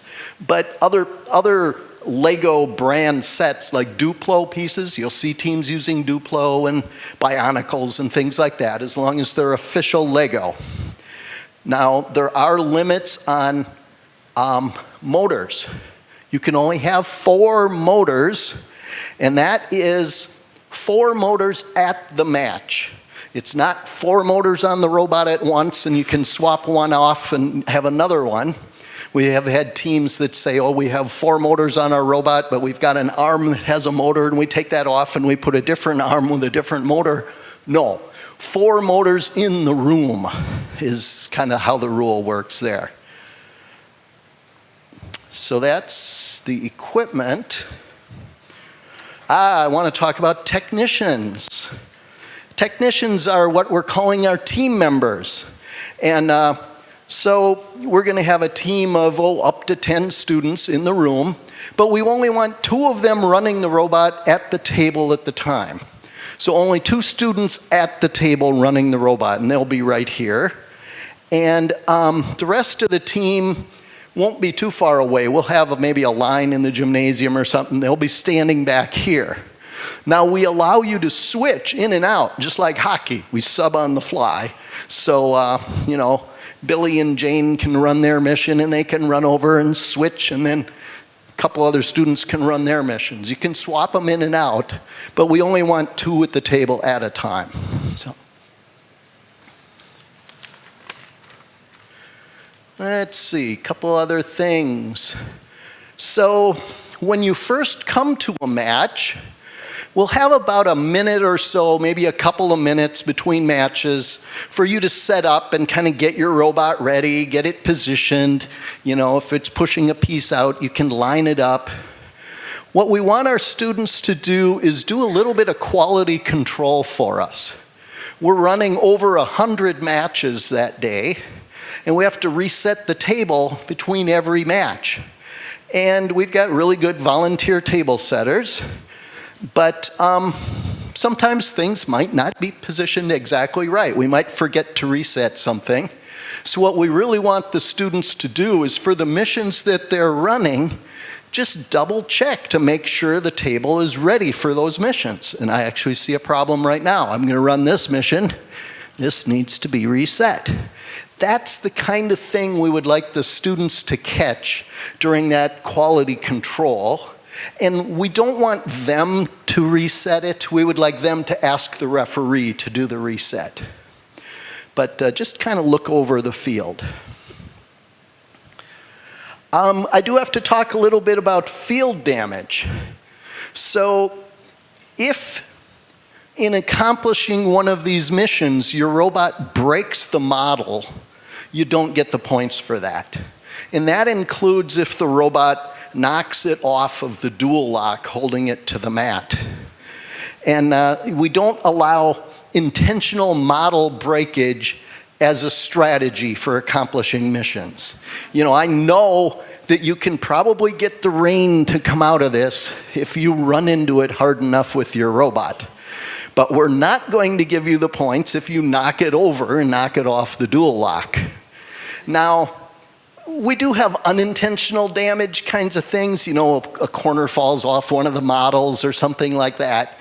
You know, I'm not worried about that. Kind of the way I can tell is if the exact same damage happens every time your robot is at the table, I'm going to call that intentional damage. You know, I'm going to call that a strategy. So just remember, you don't get the point. You are able to accomplish all of the points without breaking the models. So. Can I ask you a question about positioning in the base?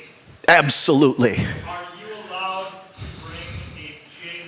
Oh, very good question. Yes. So when you're going to find that building these programs and running missions, they're going to be very, very sensitive to how you start the robot. You're going to want to start the robot at exactly the same angle every time. And some teams have figured out that they can build what's called a jig, an aiming device. So maybe I would have a triangular piece that might fit right in here against the wall that guarantees my robot is at the perfect angle to accomplish the mission. Yes, absolutely. However, 2 restrictions. It must be made out of Legos. And it cannot extend outside of base.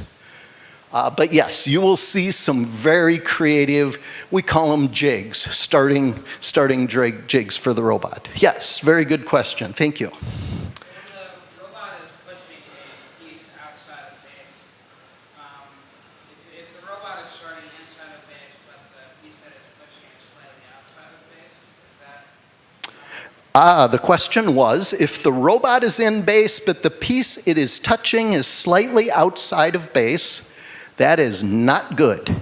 If the robot is going to be pushing something or delivering something, the robot and the piece must totally be within base. Otherwise, that is a no start. Fran, in the picture, it's a little bit, we can't quite see the black line of base. Oh my gosh, Can okay. you clarify that? Okay, so there is a black arc right here, and when you come up here, you'll see that very closely. That is the line that differentiates base, and the black line is in base. So the black line is part of base, but I cannot have any piece. Yeah, I'm sorry, that doesn't show real well. But we'll show you when you come up later. But essentially, everything must be behind the black line. The robot and anything that it might be pushing or pushing out, or a jig that you would build, has to all be within base. Now, you'll find in the field setup instructions, which tell you kind of where all the pieces start, there's a lot of stuff that starts in base here. And plus, I might have parts of my robot, arms and things. It's going to get really cluttered and crowded. Well, we allow you to take some of this stuff and keep it off the table. A lot of teams will bring a little table or a cart or something. We allow you to keep those pieces there, and they're still considered to be in base. So that's kind of a housekeeping thing. Absolutely. Can you hear me? If you're going to store something off base, don't store it on the floor. No, you'll step on it. Just thought I'd throw that out there. And if you're going to store things on your cart, make sure you give our pieces back. So at the match, we are going to have a setup just like this. We are going to have all the pieces there, and when you go to technical judging, there will be a table there that has all the pieces you need. So don't bring your own pieces to any of the individual matches. You can have them in your pit area for practicing, but use our pieces on the tables and leave our pieces when you leave. I guarantee you at the tournament we'll be on the intercom going, would team number 456 please bring back the water? We need to run the next match. We end up chasing down pieces a lot, so try to keep track of those. But don't bring any of your own pieces to the match. As long as we're talking about mission models are all the pieces here that you have built. You're not allowed to take them apart as part of running any missions. And you're not allowed to attach them either to each other, so you may not attach 2 waters together. I know there are some teams that want to do that. And you may not attach them to the robot or any extra pieces. And when I say attach, I kind of mean in the Lego sense of attach. You can't click them together. Essentially, the rule is I need to be able to pick up the mission model and not have anything else come with it. It needs to be, movable on its own.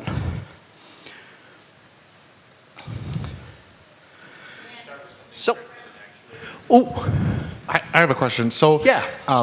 And maybe you'll talk about this when you get to running the actual missions, but the yellow replacement pipe, yes. When you bring that back to base, can you take the handle off? No, you cannot. And reuse it? No. Okay. You may not take the handle off that. We give you a separate handle that you have to decide which of the other 2 pieces you want to use it on. Yeah. And I'll get to that. Does attached in the Lego sense also apply to if you had built a manipulator? And so that you could start with an actuator claw type gripping something? If the robot grips it, but if it's able to let go of it, we're good. Yeah, we're just fine. There just has to be some way of it releasing, with gravity or in actuation. That's reasonable. Yes? This question probably stems more from my FRC experience with my first robotics team, but Yeah. we have a practice area. So you talked about having your pieces at your pit area. Yes. Is there a place that we get to go practice? Aha! Do we have time to do that? Yes. Is it all programmed before we get there? When you come to the tournament in the pit area where you have your pit tables, we are going to have some practice tables as well. Now, you may get an email from either Vicky or the tournament director asking you to help furnish the pieces for the practice table in the pit area. We will ask a number of teams, because we don't have enough pieces to do practice tables and match tournament tables. So we may ask you to bring your pieces and mat for one of the practice tables to share with all the other teams. And there will be, we typically try to do it so that there's one practice table for 5 or 6 teams, I think.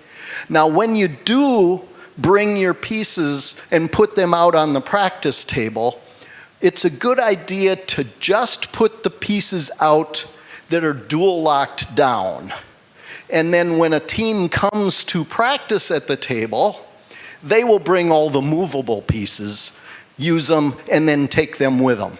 So you can expect when you come to a tournament in the pit area, there will be a practice table that has all of the pieces that are dual locked down, but you would probably bring your own water and things to practice a particular mission.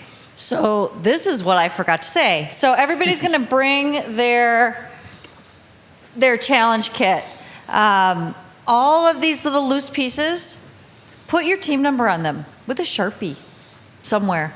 Because if they get left behind and we bring them back to the office, then I know who they go to. Otherwise, I will have a collection of wishing wells on my desk. But yes, throw it in your car. You don't have to take it out right away, but bring everything. And especially these loose pieces. Your kids are going to want to practice during the course of the day. They just are, so. Okay, another question. Question. Yeah. You said you can have a jig in base. Can Yes. you have any kind of jig or movable piece that the robot pushes out of base? Oh, absolutely. That is what's called equipment. Yes. And so maybe I have built a special ramp that gets this water into there. I might have my robot push the water and the ramp out. Yes, absolutely. And you'll see a lot of that kind of equipment. And it's fun to leave it out there. And you can leave it out there, yes. Okay. You said that at the end of 2.5 minutes, it doesn't matter where the robot is. What if Correct. the robot is in the process of doing something at 2.5 minutes? We are really good at our referees when it gets down to because the 2.5 minutes, this is in a gym, and it's counting down on the scoreboard, and everybody in the room knows when the time is up. It's like, and the referee is going to reach and push stop on your robot, and they're going to watch it. If we're down to 2 minutes and 28 seconds, the referee is watching what that robot is doing and trying to decide, are they going to get it? Are they going to get it or not? Everybody's watching, and so pretty much everybody knows whether it got it in the time or not. That's never been a real tough call on that. So, okay, I need to talk about interrupting the robot. We talked about equipment, which might be pieces you build that the robot moves, or we've got mission models that the robot can move. And when the robot is moving a piece, it's called transporting it. It might be pushing it, or it might have it on an arm. Now, so the robot is going out, and it's transporting something. And unfortunately, my robot got stuck, and I need to retrieve it. I need to do an interrupt. So I interrupt, and I grab my robot. What happens to what it was transporting? Well, it depends on where it was and where it started. If the item started out in base, and it was a mission model, and I have to interrupt my robot, I will bring my robot back to base. I will incur a penalty, and the mission model comes back to base. So I could essentially try that mission again. Now, if it was something, and that is our robot update, that's the only rule update that called the leniency rule, essentially says if you interrupt the robot when it's transporting a mission model that started out in base, you get it back. Now, if I went out and am transporting something that didn't start in base but started out, and I'm like retrieving it, I'm bringing it back, and I interrupt the robot comes back, there's a penalty, and this thing that it's transporting, the referee takes it away. It's like out of the game now.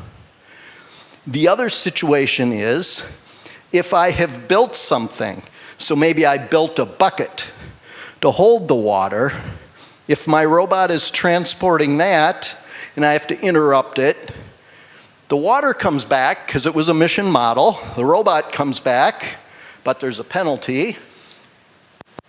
But the thing I built, the equipment goes away.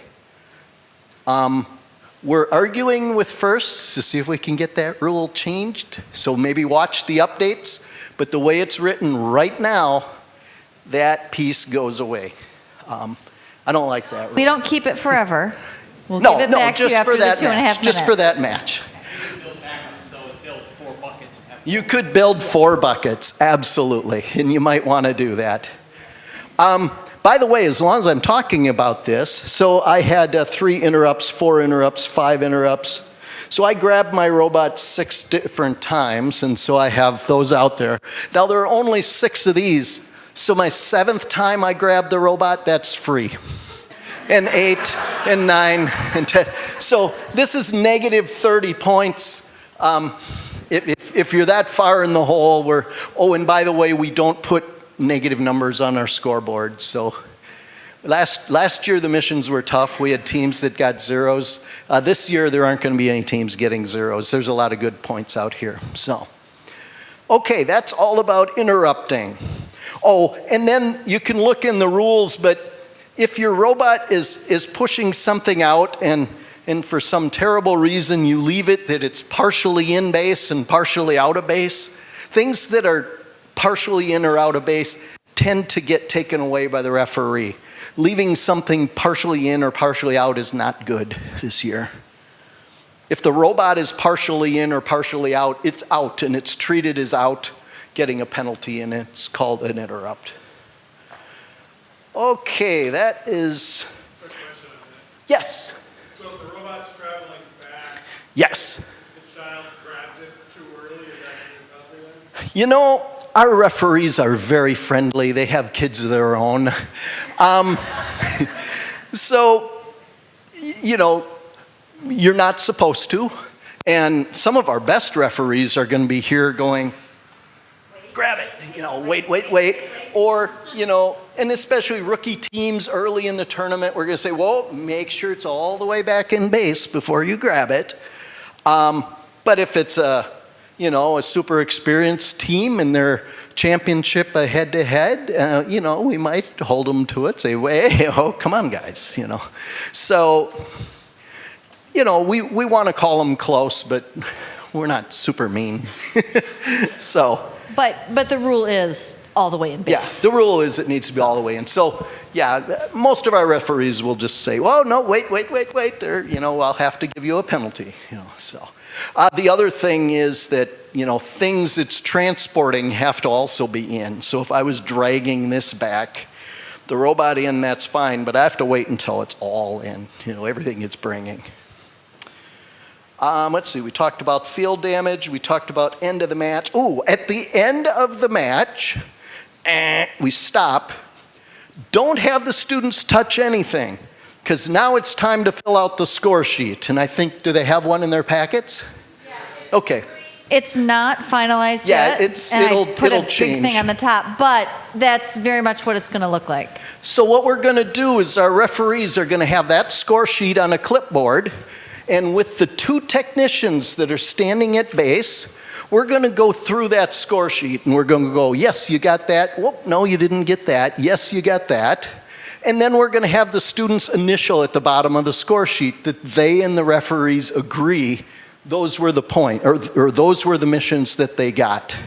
Now, one thing that we're not going to do is, once we initial that sheet, we're going to send it off to our scorekeepers. And by the way, the referee does not know what their score is.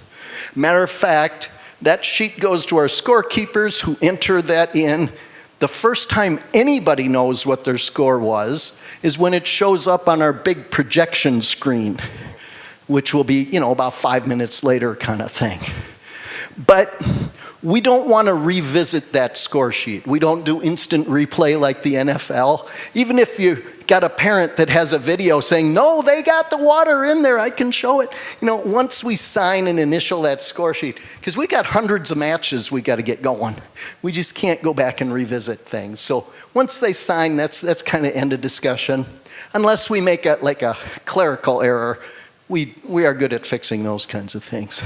So, that is pretty much everything I wanted to, oh, yes. One thing I would add that my kids run into, if the kids don't agree with something the judge is doing, they should feel right about going, well, I don't understand that. Yes. Yes, absolutely. If the students if there is a question about the scoring and things, they should certainly raise it. I will also say that in addition to the referee that is assigned to that table, we also have a head referee whose job it is just kind of wander around and answer those kinds of questions. So absolutely, they should feel free to say, whoa, isn't that right? Shouldn't that be in? And if we have to, we'll pull out the rule book and tell them our referees are volunteers. A number of them come to a training just about like this. We've had a couple of them that we've trained the day of. Our referees are human, and a lot of times the students know the rules better than the referees. And we will certainly discuss it. Yes, please. So. Are the coaches allowed to suggest challenges for the students that have to be completed? We don't put you in a soundproof room and sequester you, but I do want to point out this program is for the students. The way I've done that, remember there are two at the table, and then I've got the rest of the team back here, and as the coach, I'm probably standing here.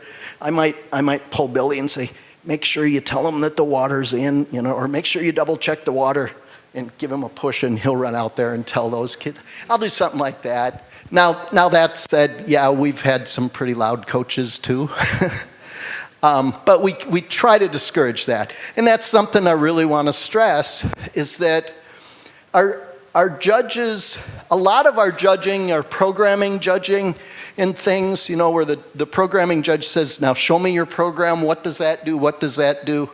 We really want to see that the students are the ones doing the work. I'm an engineer, I could write some really cool programs that do this, but the program is about the kids learning to do this and building the robot. And they have so much ownership and they're so proud of it when they have done it themselves. We want to give them that chance. So that's my pitch there. Other questions before we get on to actual missions? All right. Oh, you're going to read them? Okay. Very good, very good. Before I forget, definitely today come up and look at all of the field pieces. Your field pieces need to be built exactly like ours. It's very frustrating to get to a tournament and have your kids pull you aside and say, Coach, ours doesn't look like that, and that's the one we practiced on. And by the way, that happened to me at my first tournament. And to help you, we've got a little baggie here. These are the parts that we had left over after building the missions that we think are correct. If you have big parts, that's bad. Now, if you have really big green parts and things left over, you really want to double check. So it's worth looking at what our leftovers are. So with that, let's talk about some missions. All right, mission 1 is pipe removal. So that is. Oh, okay, so right here in the middle, we have the pipe on the yellow, and if you get this pipe back to base and all the way into base, you get 20 points. 20 points. Do you want me to read the little description? Yep. here? Okay. Oh, yeah. So yeah, it says move the broken pipe so it's completely in base. Completely And in. completely in base is underlined. Yes. And remember, if I have a cart out here, putting it on the cart, it's now in base, but the robot needs to get it back here. All right, number 2. Mission 2, flow. That is the little musical note kind of thing, I believe. So move a big water, which is the blue. Would that be better? Yeah, it's kind of hard to see on the, let's do that. Yeah. Yeah, because you really can't see the lines and whether it's in or not. All right.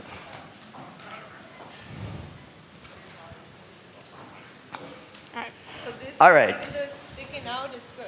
Oh, yes, a matter of fact, there is another table just like this that's going to be over here, except that this base is going to be down on that corner. Ours is sticking out this way. They're going to have one that's sticking out that way. Every year, there's at least one mission that kind of spans across the 2 tables. And we'll show you how this works right now. Okay. So flow, move a big water, 1 time maximum. Okay, there's a big water right there. To the other team's field. Okay. Only by turning the pump system valves. All right, and the valves are these yellow pieces right here. If we turn the valves like that, that will tilt down, and that water will go into the other team's table on that corner. And now I'm going to tell you, if you look at the video online, it falls into that target area. I'm not going to count on that happening. That's very lucky, I think. It's not specified, so it doesn't matter where It doesn't. does You not. get the points if the water goes away, wherever it goes. Yes. And that is yes. 25 points. 25 points for releasing that water. Turning any one of the lever, right? You have to turn any, but it has to be one of the yellow levers. You can't have a robot arm do this. It has to be there or there. So. Okay. Mission 3, pump addition. Aha. And that's the second half. of Here is that. our pump addition. Move the pump addition so it has contact with the mat, and that contact is completely in the pump addition target, and that's So, 20 points. The pump addition target is this black rectangle, and this piece must, any part that's touching the mat must be totally within that black rectangle to get the points. So, quiz question for you. Is that okay? Yes. Sure, why not? Doesn't say you can't do it that way. I will also tell you that, remember our mat is a little bit smaller than our table. Our mat is going to be pushed this way. This target region extends all the way to the wall. Even though you see there's a gap there, having that against the wall, it's still in, it's still good. If there is a gap between the 2 parts, that's fine, right? That's fine, as long as what's touching the mat is within the black area. Yep. Mission 4, rain. That is the rain Oh. cloud. All right, here's our rain cloud. And that faces, so the thunderbolt faces the right. Thunderbolts to the east. Yes. So make at least 1 rain come out of the rain cloud. All right, at least That's one 20 of points. these comes out. Now, I activated it by pushing the lever over, and at least 1 rain came out. There may be other ways to get the rain to come out without damaging the model. Yeah, that's a good area for your teams to experiment. So, but the rain has come out. We got the points. Mission 5, filter. Ah, the filter right here. Move. The rain cloud is 20 points. 20 points if at least 1 rain has come out. Yes. So then the filter, Filter is right here. and you just move the filter north until the latch drops. All right, And so that's there's a 30 points. little gray piece here that's the latch, and you'll see if I push it, eventually that latch falls down. So that is how many? 30? 30. 30 points. Okay. Then water treatment, mission 6. Aha. Make the water treatment model eject its big water Okay. only by moving the toilet's lever. All right. So the only way to actuate this one is by pushing the toilet lever. Is Jeannie here? She just fixed this, so we'll see. Yay! All right. And that is 20 points. Is that this year's fridge? In as much as it's Yeah, that one needs to be built very specific. All right. We need to talk about what happens if a model does not work correctly in the middle of a match. This is why our referees get the big money. We're going to try our best to, before the match, make sure everything's working correctly. But this particular model is pretty flaky, and as you said, every year there seems to be one. We will try our best to make it work.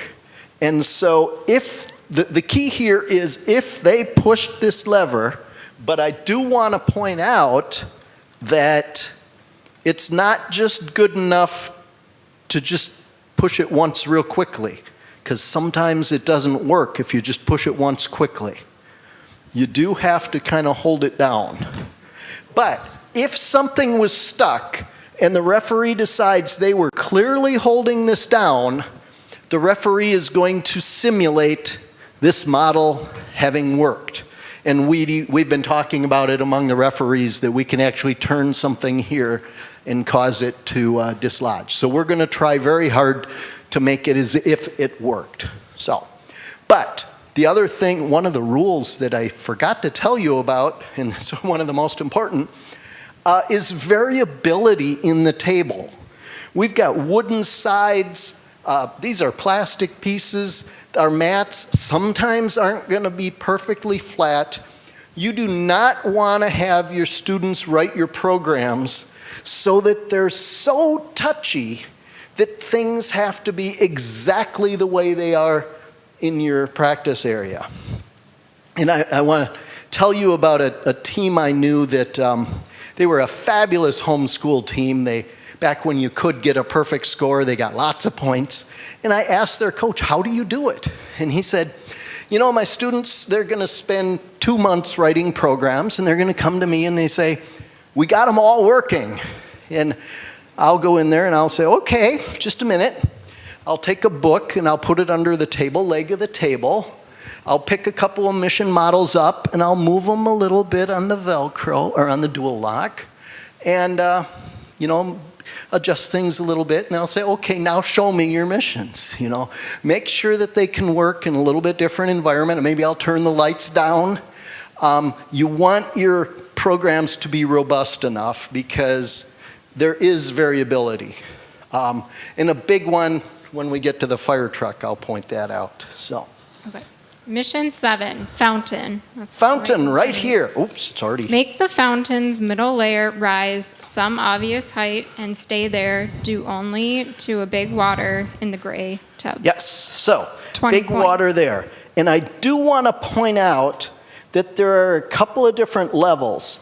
And just this top part moving is not good enough. It's the middle one that has to move. So there are ways of just having it on there a tiny little bit such that the top moves but the middle one doesn't. That's not good enough. That's not good enough. It really does have to cause that to move up. And it has to stay there, and it has to be there at the end of the 2.5 minutes. Okay. Okay, mission 8, manhole covers. Ooh. So there's 2 of them. Yes. Flip manhole covers over obviously past vertical without them ever reaching base, 15 points each. So they're going to start out like this, get them flipped over so that you see the blue, and there's more blue than that side, so even like that or like that, but mostly blue. You get 15 points each. But, right? Well, yeah, and then there's Okay, the bonus. but they can never go back to base. So you can't have the robot bring them back to base. The students flip them over, and the robot take them back out. They're making it hard. In addition, if you can get them both flipped over and both in their target circles, and that's this circle or this circle, but not that circle, so either of those, then you get an extra 30 points if they're both flipped over and both totally within the circle. Do you only get the 15 points if they're both flipped over? No, No, 15 points each. each. So if you did this, you get 15 points. Okay. You did both of them, you get 30. If you did both of them like that, you would get 30. If you could do both of them and keep them within the circle, you'll get 60. When you say circle, you are referring to the bigger one. The bigger one, correct. Yeah, I don't know. Yep. I don't know why we have that little one in Yeah, there. that's But what I'm yes. saying. And if it touches, I get 50. Touching is in, I believe. Those kids are kids. Yeah. Yep, correct. Yeah, it could be up over here. Yes. It could be there. Yep, for 15. One in target and one out of target, you still get the extra 30 points? Nope. No. They have to both be in Yeah. target for you to get 130 points. Yep, This arrangement right here would be 15 and 15. 15. Yep, You are telling I flip it and it goes there. I get 15 also? correct. Mm-hmm. Yep, And then the second part of that is mission 9, tripod. oh, So the tripod starts out in base. Starts out in base. So move the inspection camera tripod so it is for partial score, partly in either tripod target, so either this one or that one, There. There. with all of its feet touching the mat. It's got 3 feet. They must be touching the mat. That's 15 points. For Okay. the full score, completely in either tripod target with all of its feet touching the mat. Yes. That's 20 points. How about that? How about that? Yes. No, No, I'm sorry. not touching. All 3 feet got to touch the mat, not, yep. So if you move this out while they're doing that one and you did both of those, you would lose the points for that because you score half of it. I'm going to count the points at the end. Yep, you are correct. So there are some trade-offs your team might want to think about as far as which missions to do, and there's also some things to think about as far as order to do missions, which we'll get to in a second. But you can move the manholes out, flip them over, and then move them back in, As long as they don't go to base. Correct. No, but push it against the wall, flip it Oh, over. yeah. Yep. Yep. Okay. Mission 10, pipe replacement. So Ooh. it goes back to the first mission. All of right. Moving. So in base, we have 2 pieces of pipe, but we only have 1 loop. Yes. So install the additional loop first in base if you wish. Move a new pipe so it is where the broken one started in full flat contact with the mat. 20 points. So by full flat contact, it really means both of these sides need to be down against the mat. So like that, no. Like that, no. Like that, yes. Yeah. Is there a proper way to attach the handle? No. I believe if you want to attach it here, I think you're still, well, it's going to be harder to get contact, but I do not believe there are any restrictions on how it's attached, and since these both start out in base, the students may do the attaching. So yeah, I think it's wide open. But I'm going to warn you, you only got 1 of these loops and you got 2 of these pipes. So you got to do a little bit of trade-off as to where you're going to use it.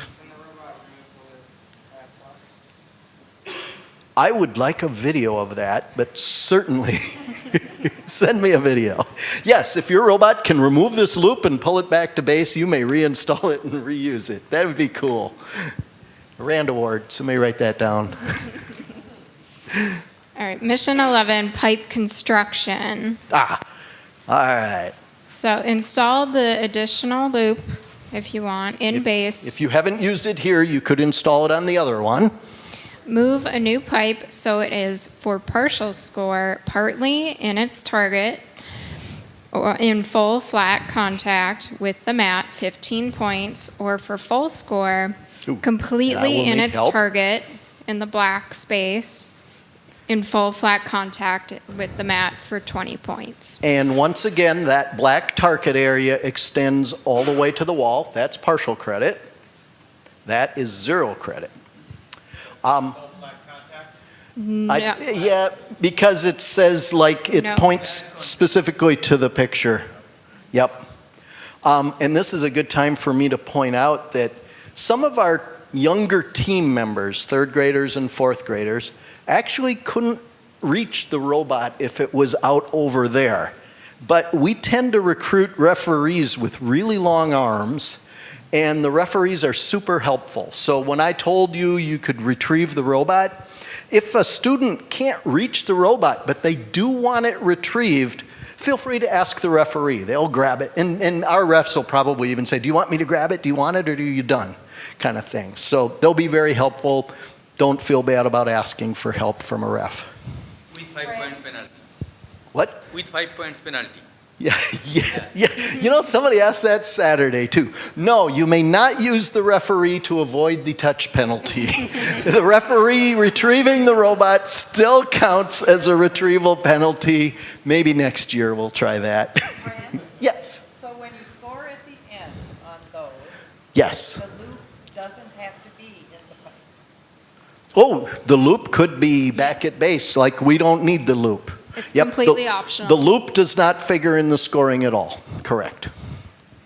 Okay. Mission 12, sludge. Sludge. So that's the brown. Okay. So the sludge is out. Yes. Okay. So move the sludge so it is touching the visible wood of any of the flower boxes. There's one there, one there. 30 points. One there, one there, one there, or one there. Those are the 6 options for taking the sludge and having it touch the wood of a flower box. Where does the sludge start? It starts out in in the here, plant. so that it was ejected when you flushed the You toilet. gotta flush the toilet to get the sludge. Yeah. Not necessarily. Can you just take the sludge off? There's nothing in the rules that say, that forbid the robot from coming and doing this and then getting it so that it can deliver the sludge. Now, you won't get the toilet flushing credit unless you flush the toilet later or something. But yeah, there's nothing that says the robot can't retrieve the sludge and do this. So, yes, So you are good. telling it will be here. I have not done that mission, so it will be here. I pick it Yes. up from here and directly put it. That is also allowed. Correct. Oh, got it. Yes. Otherwise, if I do that, If you then it do will that fall mission, somewhere in the- it's gonna be the- somewhere yeah, in I have to here. find out where it is. Yep. And I believe that this one, it's okay if it goes back to base. There's nothing that forbids that. Ejecting the sludge isn't part of the points for the toilet. Only ejecting the water is. Oh, good point. Okay, good point. You could take the sludge away. You could. You only have to eject the water. Yep, It is like last year's dog turning, yep. milking on the All right. Mission 13, flower.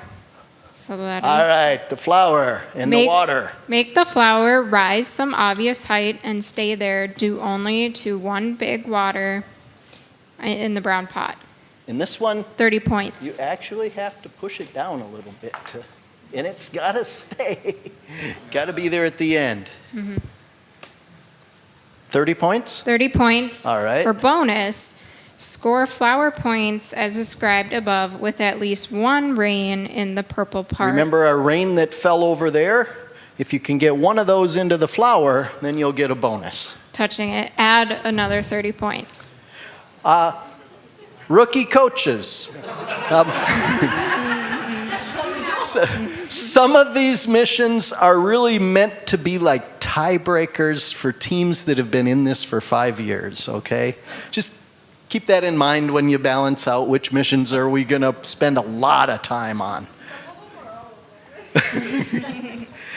Okay, so a good cue for which missions are easier, getting a robot from here way over to here accurately. The further it goes, the more error in its position. So in general, things that are over here are harder than things that are right in here. Going out, doing this and coming back, and doing this and coming back, those are the easier missions, even if they were the same amount of points kind of thing. So that's kind of a general rule of thumb. I have a question too. Oh, yep. You can change jigs, right? So if you wanted to like point for mission 1, 2, and 3, you could use different jigs? Aiming jigs? Certainly. Yeah, aiming jigs. Yes, yes. And then we'll have, some teams will have different settings on the jigs and things. Some teams have a totally different jig for each mission. The other thing is you can have different parts on the robot. A lot of teams will have a robot arm that's designed to move, you know, that has a little fork or something that's designed to move that, and a different arm that manipulates water. They can put parts on and off the robot all they want when it's in base. However, 2.5 minutes keeps running. So practice that part. So you have to bring the robot back. They can only touch it when it's back here. Yep, yep. Another hint for your rookie, it's easier to remove parts from your robot than it is to add parts in the heat of battle. So a lot of times we'll put our most complicated attachment on the robot, do that mission, and then pull it off very quickly and do the other missions. So. Mission 14, water well. So The well starts out in base here. So move the water well so it has contact with the mat. Touching the mat. That the contact for partial score, partly in the water well target. 15 points for full score, completely in for 25 points. All right. In this one, it talks about in, but it talks about the part contacting the mat needs to be in. So it's okay if the roof hangs over a little bit, but the part contacting the mat. Another quiz question. How's that? Full points. Yep. All right. Mission 15, fire. Aha. It's a fire truck. This is one where you might want to think about the order that you do missions. Make the fire drop from the house. Yes. By making the fire truck apply direct force to the house's lever. Okay, so here's the yellow lever. The truck must contact that lever and make that go down. It's not good enough just to have the robot come and move this lever. It's got to be the truck that does that lever. And I'm also going to put in my pitch once again about variability in the field. I have seen some teams where they're able to set the truck up, push it, and have it do that.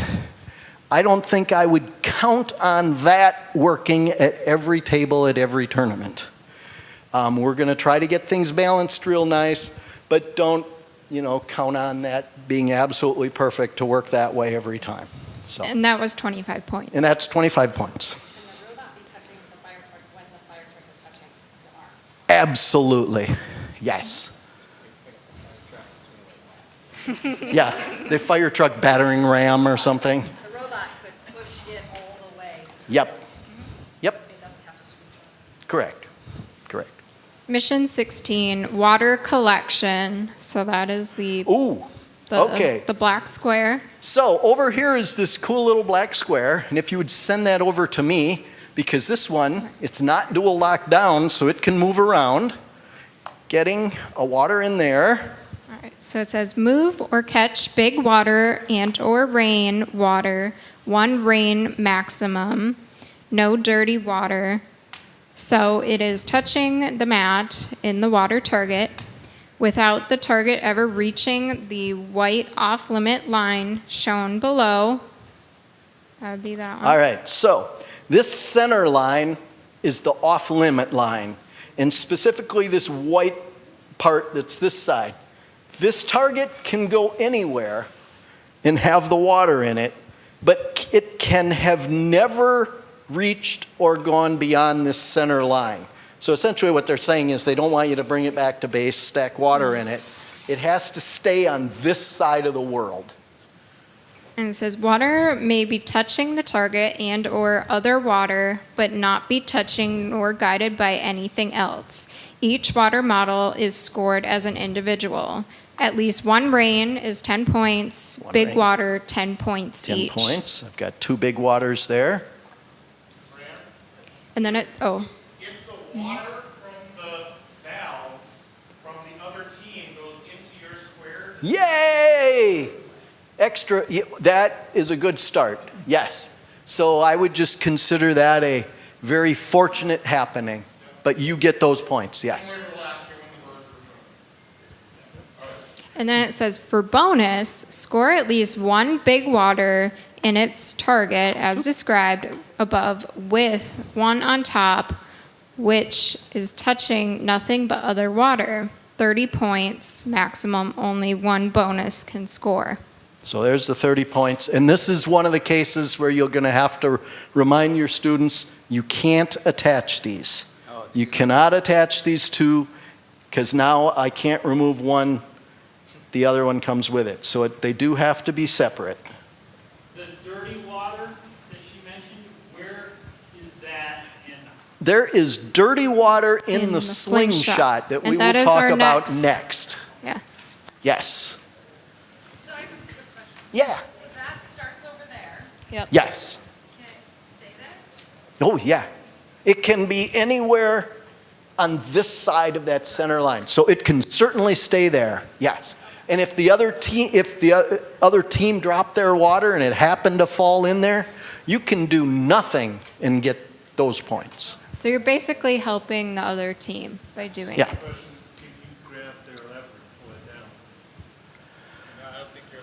No. No. You are not allowed to do any kind of interference on the other side.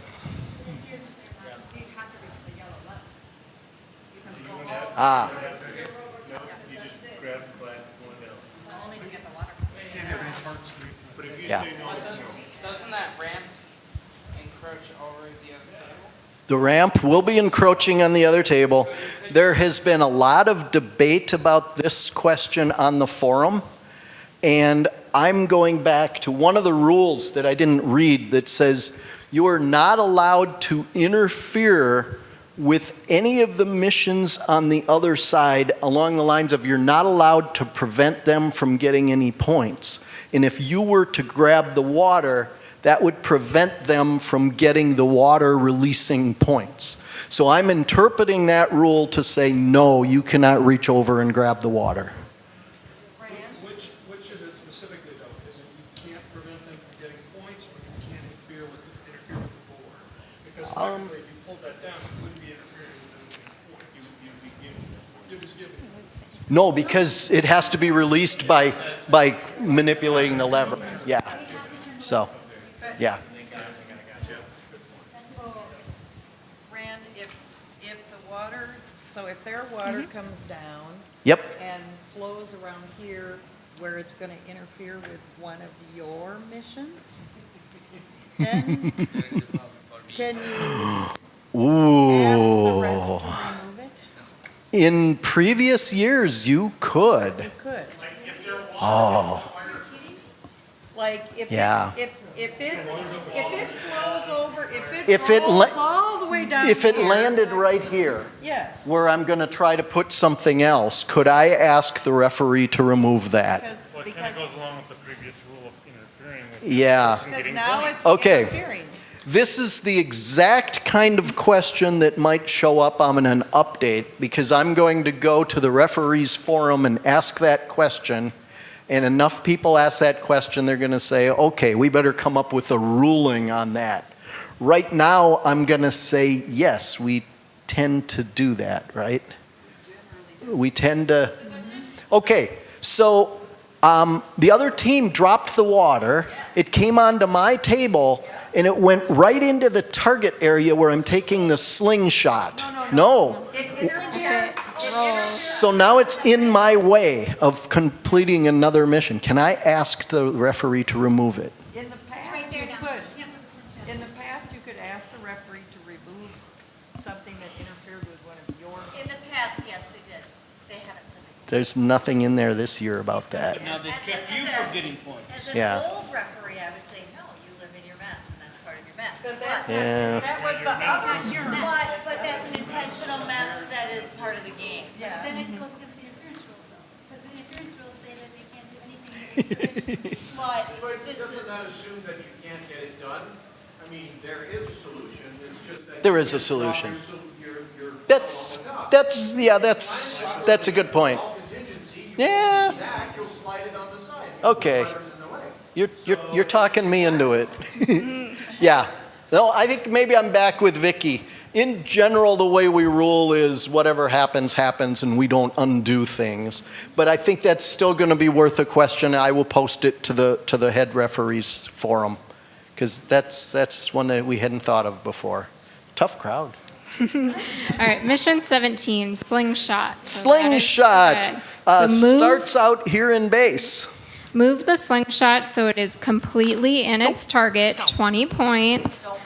For bonus, score slingshot points as described above with the dirty water and a rain completely in the slingshot. So Nope.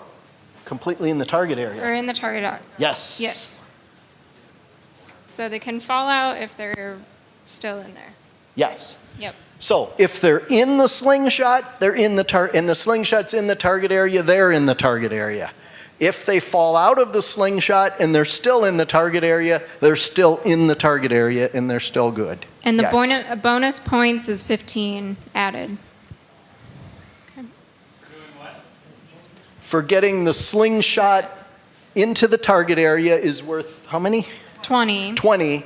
If the two waters are also in the target area, 15 bonus. If you push the button, it makes them fall out. It ejects it. No. No. The bonus is they haven't fallen out somewhere else on the mat. Oh, I see. So when it gets in there, you have to press the button to have it. No. Because if you move it and you hit the button by accident, you're gonna lose the water. You get the bonus. You get the bonus if they're in there and good. Yep. If they yes. fall out though and they're still in there, that is still good. But if they fall out over here, then you don't get the bonus. That's Yeah. the question. This is Yeah. one where it does not say completely flat and flush, and yet the picture shows that that is not a valid, that that's a no.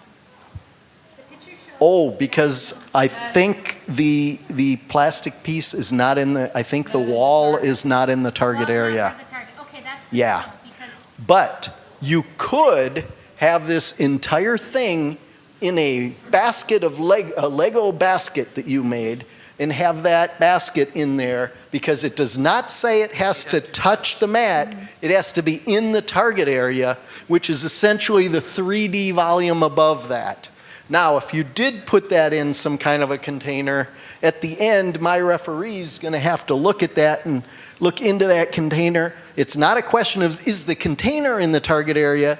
It's a question of, did the slingshot and the water end up in the target area? Another, this weekend, somebody asked, could it be on the robot? And the robot parked right there. And the answer is, sure, why not? So. All right, and mission 18, faucet. Make the water level, obviously more blue than white as seen from above the cup. Only by turning the faucet handle, 25 points. Only by turning the handle. And there we go. So. Does it only turn a quarter turn? Yep. It does, and then it stops. It only goes in one way. Yep. And it only goes the one direction. It's only the one handle that it works. So, you new coaches, nobody's going to be able to do all these missions. We want to set some reasonable goals for your team. Don't go into this thinking we're going to win state and we're going to go to nationals and we're going to win nationals. Odds are against you on that because we only get to send 3 teams to state out of our 700 teams this year. Really what you need to do is set up some reasonable goals and have some celebrations at your team meeting. Goal number 1, get a robot built that can move. Have it go in a square and have it end up back where it started. That's a really good goal. Oh my gosh, you can build your robot any way you want. Yeah, you're gonna. That's the. Oh, it has to be 12 inches high when you launch. Now it can grow bigger than that and go out and do stuff, but anytime you launch it, it must be 12 inches high. Or less. Maximum of 12 inches. The arm, when it starts, no matter what kind of arm it has, it must be under that 12-inch. Our referees are going to have rulers, right? They're going to have a ruler right here, and they're going to measure whenever you start, it has to be under 12 inches. Yeah. And inside the base. The what? And the arm has to be, you know, raise the arm has to be inside. It has to be inside base. So you have to build your robot so that it fits, yes. Oh, yeah, I'll mention that. 12-inch stipulation apply to models on top of the robot? Yes. Yes, because it's the exact same question as if I was pushing the robot here and the bottle wasn't quite in base. Whatever it's pushing transporting has to be in base. Other reasonable goals, 100 points. This year, I think 100 points is pretty reasonable. There's 95 points right in here. So, you know, set yourself some reasonable expectations and celebrate, you know, we got 3 missions, yay, and, you know, so. There are also some extra pieces in one of the bags that end up, number 1? Okay, that end up building these little, I don't know, they're badges or tags or key fobs or something. I just want to tell you that they really don't have any role out here. They're So, specifically for the coaches. they're for coaches. We're to give out pins to coaches, and Ah. that's what we gave you today for showing up here. Oh, yes. So that's in lieu of these. Okay. Other questions? Yes.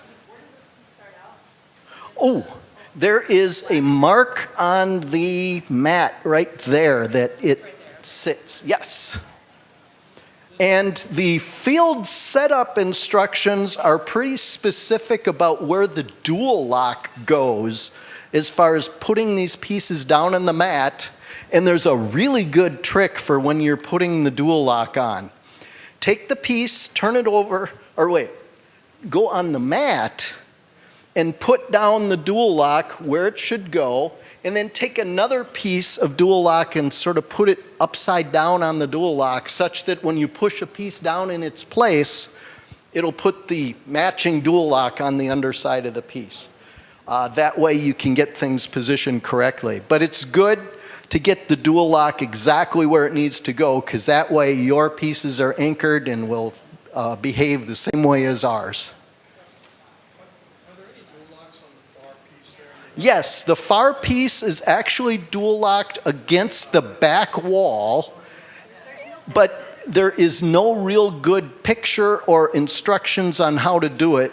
So our recommendation is use 6 pieces of dual lock on there in whatever best way you think you can anchor best. None on the bottom. No dual lock on the bottom of that piece. Correct. Yes. Is that after launch or after it leaves base? I know it's a short place there, but if you have it angled and you launch it and it goes like, Oh, no, okay. Yeah, a lot of the kids like to go, okay. When you launch the robot, you either push go to run a program, or some teams use a sensor, but then you have to not touch the robot. If the robot starts moving out of base and you grab it and reposition it, that is considered an interrupt and you have to restart. Now, if it didn't leave base at all, there won't be a penalty, but we will say you have to restart that robot. Yeah, the last touch of the robot has to be the whatever causes it to start moving. Yeah. And that's a really tough one because the students will see it's off and they're going to want it to do that. And no, we can't. Yeah, you got to pull it back and restart. So when you build your robot, yes. you build free Legos that you have in your home? Yes. Yes. I didn't see those pieces. Oh, yeah. And what you'll see is, well, all these field pieces, next year you're going to have all these and you're going to get a new set of pieces next year. You'll see these pieces showing up on robots. Plus whatever you have at home. Yeah, you can add lots of extra pieces to the kit. Any Lego brand pieces. So certainly Duplo and Lego and Yeah, any of those kits in the store. I mean, technique, absolutely, yeah. I've seen people put little Yep. figures on their robots. Oh, yeah. sometimes. Customize them and, yes, yes. You want it to fit, yep. Yep. And just, I don't know, everybody, the rookies, robots don't look like this. Oh, no. This is astoundingly. This is a very high-end team, yes. I feel like you should put pictures of robots for us to see. Well, when you get the basic set, there's a book in there that builds a real starter robot. You will see a lot of that robot at the tournament. Yep, yep. And then you build that as your base, and then you customize a little bit. Maybe you say, oh, what if we had bigger wheels? And by the way, I'm an engineer. I'll put a little pitch in for this. The answer to almost every question that they ask you is, I don't know, let's try it. Because Lego is so great at, let's swap something out and try it real quick, or let's go make a quick change to the program. You can do lots of experiments, and then you can get into experimental design. Let's make sure we only change one thing at a time. You know, my team came up to me and said, should we use tank treads or wheels? And I said, wow, I don't know. How would you design an experiment to answer that question? We built 2 robots. We went head to head, decided which was most accurate. What we did is we put the same program in both robots. We had them run a series of turns and things, and when they stopped, we put a piece of paper on the ground, and we made a mark on the paper where the one corner of the robot was. We ran it 10 times, so we had 10 different marks on the paper. Did the same thing with the tank tread robot, 10 different marks on that paper. Then we looked at the 2 pieces of paper. One, all the marks were nice and grouped. One, they were spread all over the paper. I said, which robot do you want to use? Those 2 pieces of paper went into our engineering notebook, and at our design judging, we explained to the judges, here's how we decided to use wheels or treads, and told them the whole story. A lot of our judges are engineers. They love to hear that kind of story. So So what you did with each of the different options, is there a video showing how each of them work? all these missions? Yeah. Yes. On the... Not yet. So last year first. Is it out there? Yeah, the challenge. Yeah, the challenge video is there. Yeah, it runs through all the missions. There's a full video. It doesn't show a robot. Oh, But it it will show this needs to do this. Yes. Oh, yes. Yes. It's on the same page as the downloading the coach's manual. A little bit further down is robot challenge video or something. 7 minutes long. On that one, it says click, so the kids were looking for something that actually clicked. Yeah, and remember that the video is not the official rule. The rules are exactly what the words say. And there have been other years where the videos contradicted the rules a little bit, and no. But the video gives you 90% of how it works, yes. So I did want to say, because you guys were talking about YouTube and Google, and for rookie teams especially, to kind of get an idea. So last year it was called Animal Allies. You can Google, or go into YouTube and throw in Animal Allies, and you'll get more video than you care to look at. But you can see what robots look like. All robots look different. Oh, yeah. They'll all look different, depending on what they're doing. And if you do that, don't get scared about the robots that you're going to see. Because clearly, you don't post your robot that doesn't do anything, right? So these are teams that have robots that do things, but you can also find videos of project presentations. You can find all kinds of information about programming. And if you're a rookie coach, Lego Education has a great tutorial. And if you get stuck, Jeannie Badger over there is a Lego certified Trainer. Yes. Her email is on our website. She is our programming person. If you get stuck, you can always call Jeannie, and she will help you out. If you call our office, we'll just send it to Jeannie. So. And Jeannie highly recommends the videos that are built into the programming environment. If you look on some of the menus off to the side, there's a whole video tutorial of how to oh, you need to get the Robot Educator version of the software, which is free. But if you went to Target and bought your Lego kit, you got the consumer version of the software. We highly recommend you go online and search for the education version. Jeannie Badger, did you link that to our site? Or it's on our site under coaching resources. Yep. And what's the difference between the software, the student versus the... It's got training videos, the education software. So we want to work on the laptops for the kids for the students, or... In the Lego Education EV3 software, there's no difference in the software between the teacher version and the student version. The teacher version has, if you are a teacher, this is the curriculum your kids should know. It has kind of a list of stuff. The kids can use the student one, it's just fine. And you can use the student one too, unless you're a teacher and you want to know all that curriculum stuff. Yeah. Yeah. But you have a choice to install either the teacher version or student version. It does not matter. You may as well just do the student version. It's fine. Most people talking to people who've done this before, do you go home and build this? The table, you mean? Yeah. Foam core, that's what my mom used to do. So if you go to like Home Depot, they should have foam core. It's very affordable and lightweight.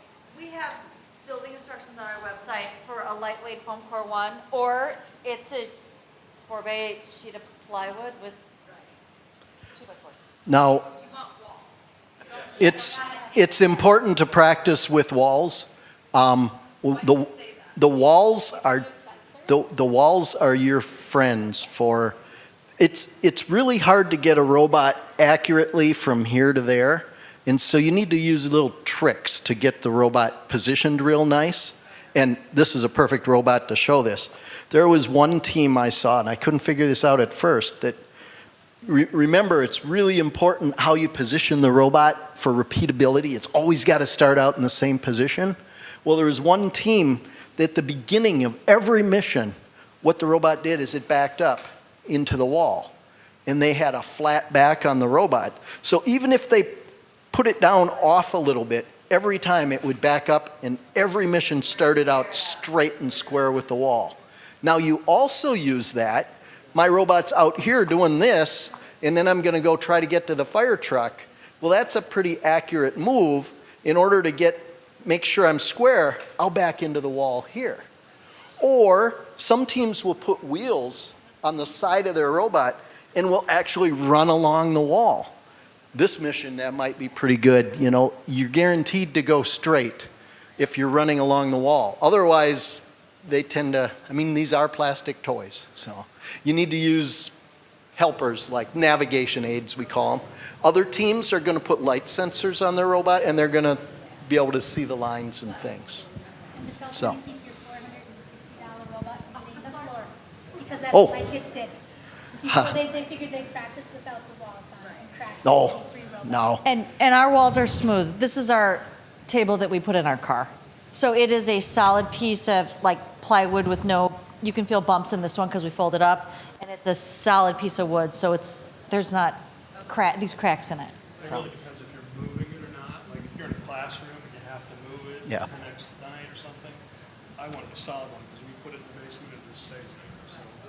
Now, Jeannie did a really cool trick with this. This actually isn't a table. This is walls that are just sitting on a flat piece that folds out. But so in one of the classrooms I worked in, we just had these 2x4s and a way to connect them at the corners. We could take them apart and store them on a shelf. We put the mat on the floor, but then we got out our walls. So, but most teams will just build the full up table and put it somewhere. Can you tell me, is there any difference between the EV3 software and the NXT software? Jeannie Badger, question for you. Software. NXT versus EV3 software. Use the EV3 software. the NXT software has not been updated in I think 7 years, and it's going kerplooey. So Well, and so one of the things Yep. You- Yes, the you can. EV3 runs perfectly on the NXT. You don't have some of the abilities, but you can use an NXT sensor. You can't use an EV3 sensor on an NXT brick. But you probably don't have them in your kit anyways. But yes, I would absolutely recommend get the EV3 software, and it will know that it's talking to an NXT brick.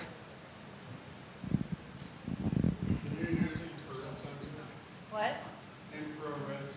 Those a lot of people use them for looking at the No, lights. no, there's two. Oh, The infrared is distance the one that sensor. comes in the retail, and that is not legal. You can use the ultrasonic, not the infrared. They look similar. Oh. The infrared is the one that comes in the retail kit. So if you have the retail kit and it has a little remote control, it kind of has just slits for the eyes, where the ultrasonic has big round eyes. And it says specifically in the manual here which one you can and cannot use. So that you cannot use, because the infrared is essentially a remote control, which would be fun. We just have a question to other coaches, like, okay, how do you keep like 10 kids motivated to do this? And Okay, I'll give you my Yep. I'll give you one of my recommendations. There are how many missions here? 18 missions. What I will do is sort of assign the missions in pairs, and you two students own that mission, and you two students own this mission, and you two own that mission. I like to make sure all of my students get a chance to try everything, building and programming and project work, and that way they know when they're off doing their project and someone's working on the robot, there is still their mission that they're going to have a chance to do. And so they get to invent, what strategy are we going to use for this mission? Are we going to build any extra attachments for this mission? And we are the ones that are going to get to write that program when it's our turn. But believe it or not, 10 students cannot all program a robot at the same time. I get my most work done in pairs. And oh yeah, and you absolutely rotate, and you have to have some kind of a schedule where they all know they're going to get their chance. Yeah. Going like, okay, you know, you have your set amount of time, and you have one robot, and this child is going to decide to put some kind of contraption on it, but this other one, no. So they're working different missions, and still there's one table, one robot. There is. That's where the core values come in. Yes. Make sure kids all talk to each other. So what I used to do, I had a co-coach, so make a friend, for sure. And we split the kids up, and so we'd have a group of kids working here, and then we'd have a group of kids over there on the computer or whatever they were doing for the project part, and they would switch until they came up with, and this is after we had already figured out what our robot was going to look like and what our project was going to be. So we had kids doing research, we had kids doing this, and then they would switch.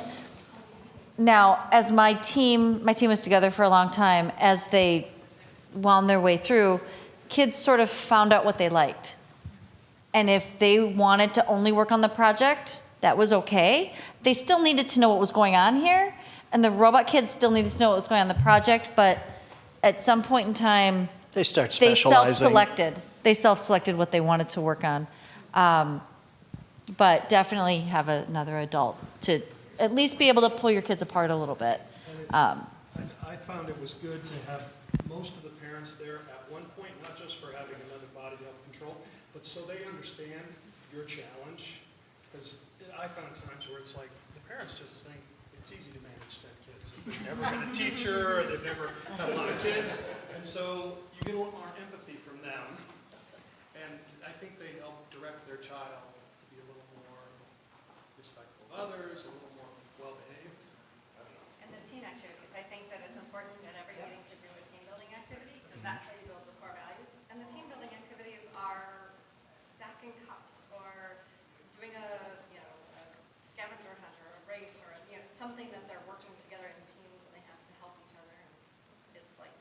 Sorting Legos is a good team. Sorting Legos is a really good team building activity. You know what? These bins are a mess. Your job for the next half hour is to sort them out and make it so everybody can find everything. We've done that before, and we'll challenge 2 teams. We'll split up in 3 because we have 9 kids, and we'll say, who can get those 500 Legos sorted in 20 minutes while they have their team? And let's see who can do the best, most logical, by color, whatever. Let them decide. We don't tell them what to do, but go. You have 20 minutes, go sort it. And they love that. The boys especially. If you throw down with the boys a challenge, they're like, all over. Maybe the girls, let's cooperate. You know, it just depends on who you got. But really, the boys, if it's a challenge, they're right in there. How often do most teams meet? How many practices leading up to a meet for the new team? So I would say 2 times a week, 2 hours? twice a week, hour and a half, 2 hours. Leading up to the event, they lived at my house because they procrastinated. The weekend before, I had them all weekend, but generally twice a week until right before the event, and they all freak out that their robot doesn't do anything or whatever. But everyone else is in that same boat. That's right. You get the most amount of work done in the 2 weeks, I would say. No, actually, at the practice table, Preceding your event.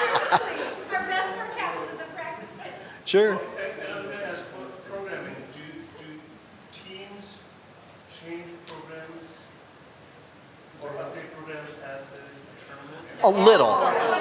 A little, but not a lot. But don't count on a lot of these changes, because you will not have time. That's what I'm saying, because there's no way. And by that time, the kids are. That's where you had that last 10 points that you were working Yeah. on, and you didn't have time for it. You see somebody else doing it, and you go, I just said 2 lines of code, and I can pick up that extra piece.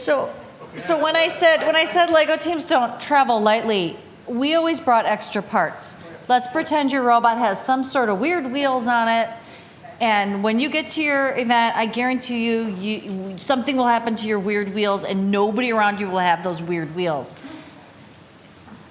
Clearly, it happened to me, we would go with Lego parts because sometimes they would discover if they just built a new attachment, all of a sudden they had another 40 points somehow. They'll look at other teams and they'll say, oh my gosh, we could have done that. Well, let's go build one. You know, yeah, we encourage that kind of stuff. It's also fixing stuff that doesn't work. For us, it was Right. never new points. It was like, oh my gosh, this thing is off. Yep. because The board's a little different. Yep, we would just do a last bit of tweaking, yes. Okay, last question. I'm going to ask my coach, but this is the first time here, and this is the first time I've heard mentioned Dula. I know, but this is It's- I know what Yep, it is. yep, I know what it is. yep. I've never heard anyone mention it. 3M is a big sponsor. Right, so is that part of the? It comes with Oh, it yes, in little it- squares. there's going to be a sheet. There's going to be a sheet. Do you have it in the bag? Yes, we do. Oh, it's a bigger sheet than this, but this is what it looks like. This is what's left. Do not drop it upside down on your Berber carpet. Okay, because Or your cat. My co-coach got all the stuff. And Yep. I haven't seen, he brought the map, but he didn't bring any of that. Okay, I'm going to ask. It's loop, instead of hook and loop, it's loop and loop, and it really sticks. Because you can't use the Velcro. No, and if you say No. Velcro, we have 3M volunteers that, I know. They print the maps. yes. We can edit. More values question. Yeah. Last was my first year. Some teams were walking around giving candy, encouraging in the pits. Are judges looking for that in the? No, but if they bring, Core values judge. She takes bribes. I come home with a bag full of goodies. Truthfully, They just go right into when you get into the judging deliberation room, you don't remember where the candy came from. Taking notes, or it's not part of it. But no, but if you want to bring me craft beer at the end of the day, I'm all over that. Or maybe before the end of the day. but it also keeps the kids busy too. You know? Well, and it's part of just that, like encouraging other teams. Oh yeah. Right. No, it makes for a wonderful environment. It's really cool. Yeah. He just wants to win. But if your team goes around and they help, what we ask them about is, And Yes. did you have occasion to help another team today? Or did another team help you? Now Yes. they're giving points, core value points to another team, but that's what it's all about also. I also want to tell you that we give out a lot of kind of specialized awards at our tournaments. We have judges' awards, and we're trying to catch these students practicing our core values. So one of the things I'm going to ask you at the coaches meeting that morning is keep your eye out. For, certainly, if you see any issues, tell me. I'll fix them. But keep your eye out for kids doing really good stuff. We want to recognize that. You know, our robot blew up and it fell apart and we were crying and this other team came and helped us rebuild it. Cool. They're going to get an award. So we want to catch them. That kind of stuff. They might get an award. But, you know, we've got to, you know, yeah, Vicky tells me I've only got 3 awards I can give out. So we're always arguing about that. You want to be at the events, Rand is out. He's a softie. Yes. Any other questions? Oh, yes, absolutely. yes. A lot of times we post that, actually. We didn't do that this year. Yeah. So in base is understandable in base, the under 12 inches is understandable.